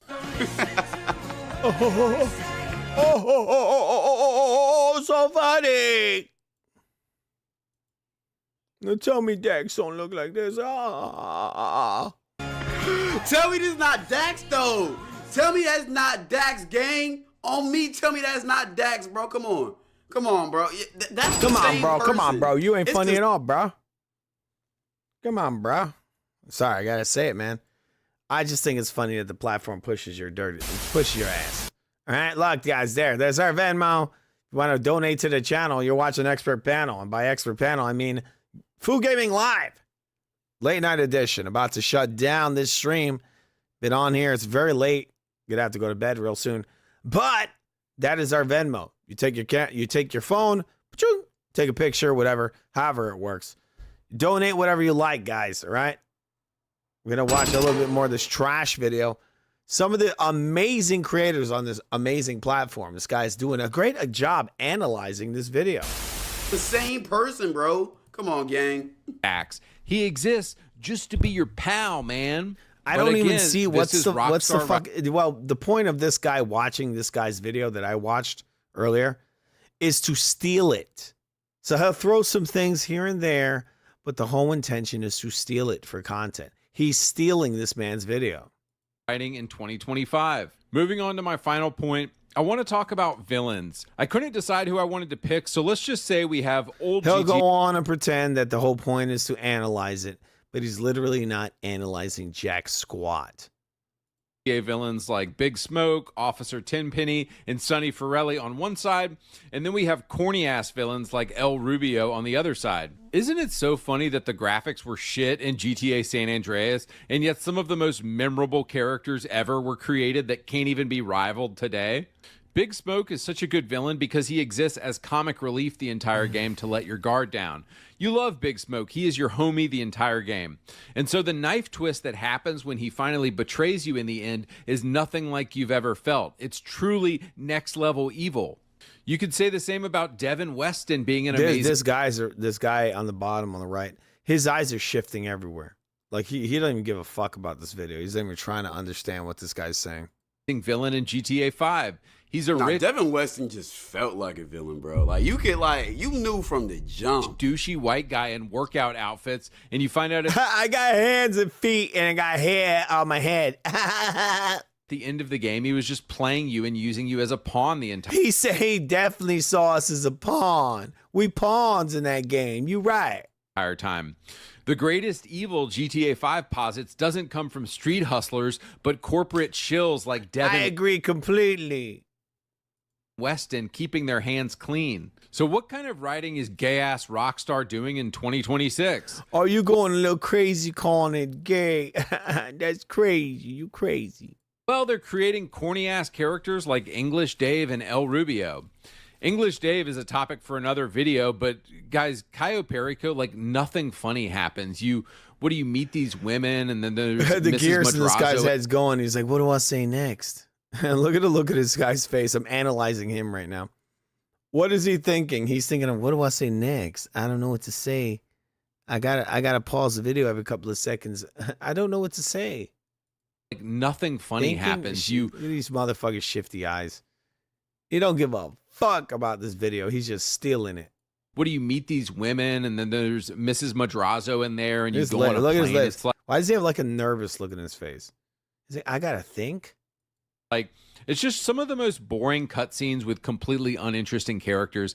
I truly think if you compare like the storytelling in Cayo Perico to GTA 5, it's like a completely different studio made this slop.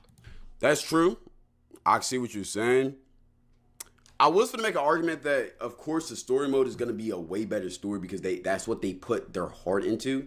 And, you know, the KO Madrazo, whatever this shit, the KO Heist, whatever that shit's called, it's just a side mission. So, of course, they're not going to put as much effort into that shit.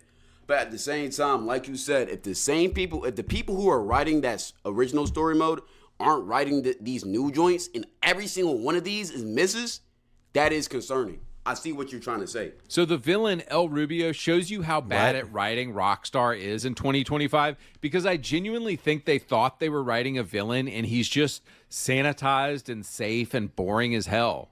If my villain ain't homophobic, racist as shit, and just a genuine terrible person, I don't want him though. That's the point of being a villain.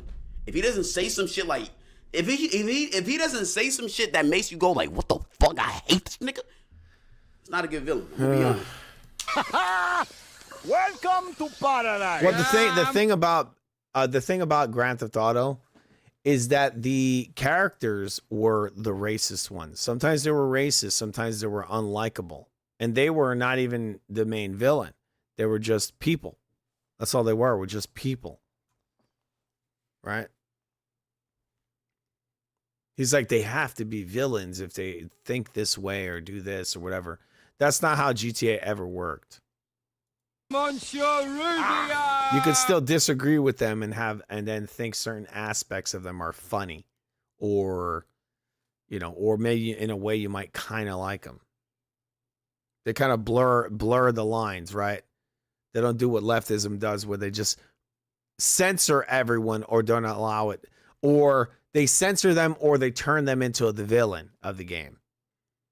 Hold me, Blondie, eh? It kind of lets you think that for yourself. Bring it in here, guys. Oh, look at you. Oh, pleasure, you guys are so fucking cool, huh? Nice to meet you.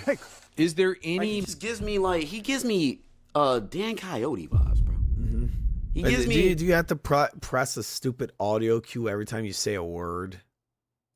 Yo, I'm finna show. He gives me Safari tour guide vibes. I'm gonna be honest. Okay. He just doesn't. Who cares? He doesn't strike fear in me like Devin Weston or even Big Smoke, bro. Like you can kind of get the vibe. Him, bro. He looks like he does LSD on the weekend, bro. I'm gonna keep it a bean. Menace. Is there any foreshadowing? Do we feel like we are looking true evil in the Yeah, face? he looks like. Also, he looked like he meditated on every single day for 5 minutes before the. Come on, bro. Super Look funny. like he watched Spiritual Soul. Come on, gang. No. Not a And real this is villain. why I know that the writing and super funny, the world building and the characters in GTA 6 will be gay as hell.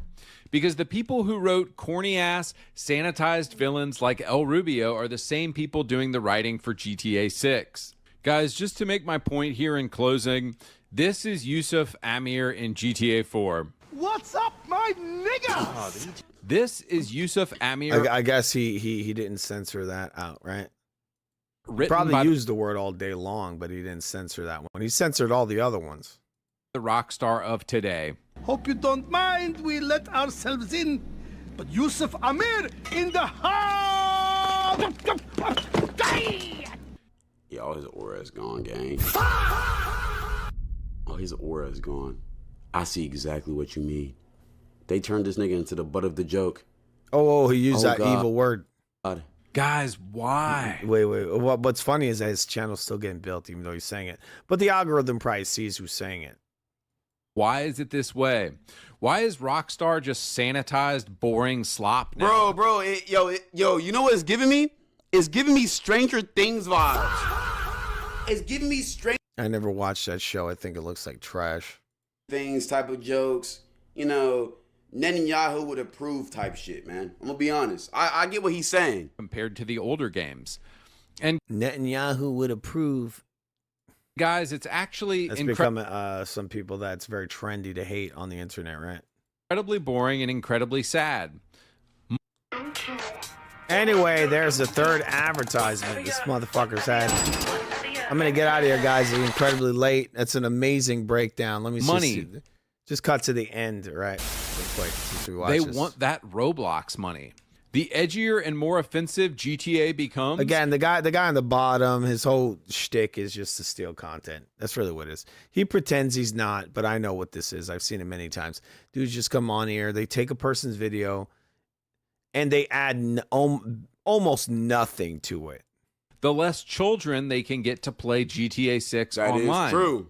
So Rockstar has put the pedal to the metal towards becoming the most sanitized, safe, toothless, and boring game imaginable, literally so that parents don't have to feel bad to give their kids credit cards to buy GTA Online shark cards. Think about it. GTA Online makes 10 times more money than the old GTA games ever did. But boys, just in closing, as I've said in multiple other videos, GTA isn't GTA anymore. It's safe, it's retarded, just sanitized fucking gay slop. It's PR friendly, gang.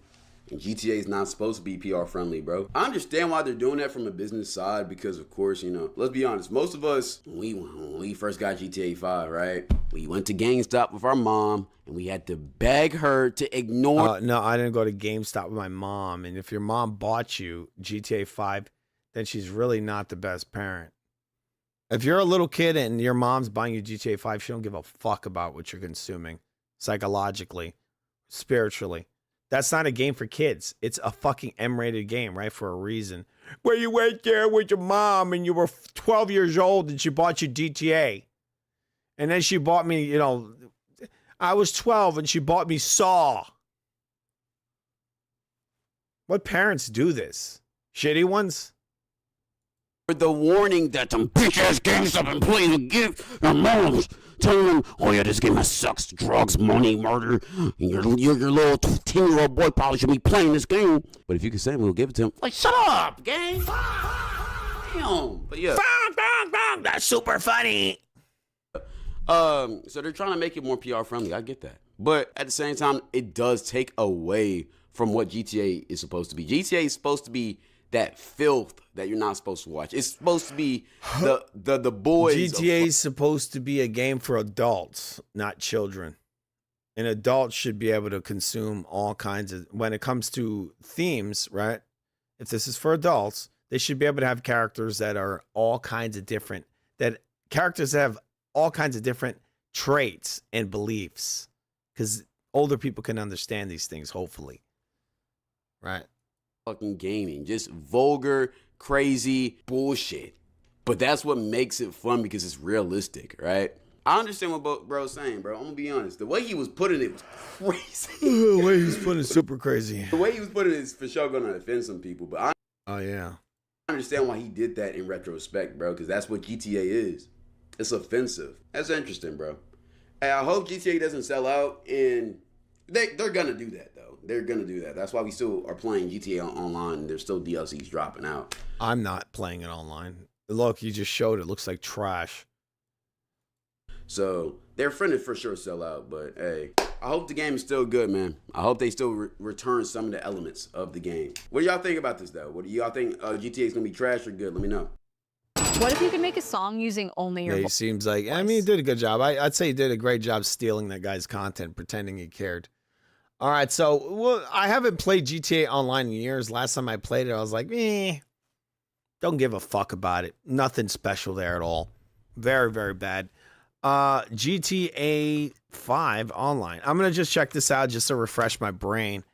I don't think I ever really played GTA 5 Online. I might have played it once or twice and thought it was hot dog shit. 1 second, guys. The new GTA Online update is almost here, and today on the show we have all of our news and information in regards to all of the new and upcoming big money bonuses, huge for you. All right, so you go. All right, GTA jumping in, 5 starting off online. strong with our money bonuses for this week. We have two very, very big bonuses. Or I guess All right, so this is GTA 5 online. fall into this. So we have double money. All right, I'm going to skip ahead. Double money. It's not real money. You can't use it to buy things in the real world. So who gives a shit? Yeah, double money. Yeah, triple money.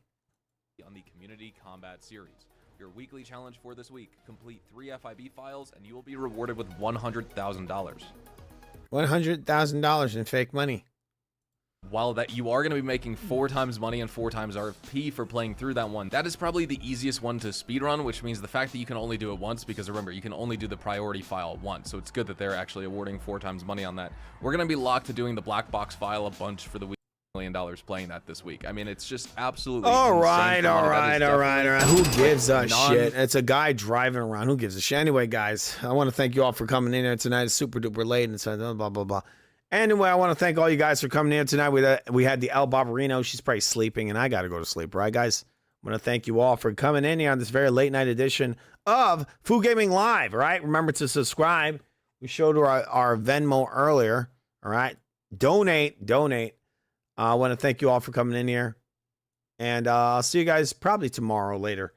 We might do a Foo Sports Live maybe. I mean, that is Foo Sports Live. Pretty amazing. Got to do it. Got to bring it back. I mean, there's a decently big fight when it comes to boxing happening this weekend. It's between a fighter called Boots Ennis and Xander Zayas. I think that's what his name is. All right, guys. One moment. Looking for my music. Have a good night, guys. Whoa. Sorry about all the technical issues, but we got them ironed out. Hopefully. Have a good night, guys. See you later. And subscribe to The Real Food TV. See ya.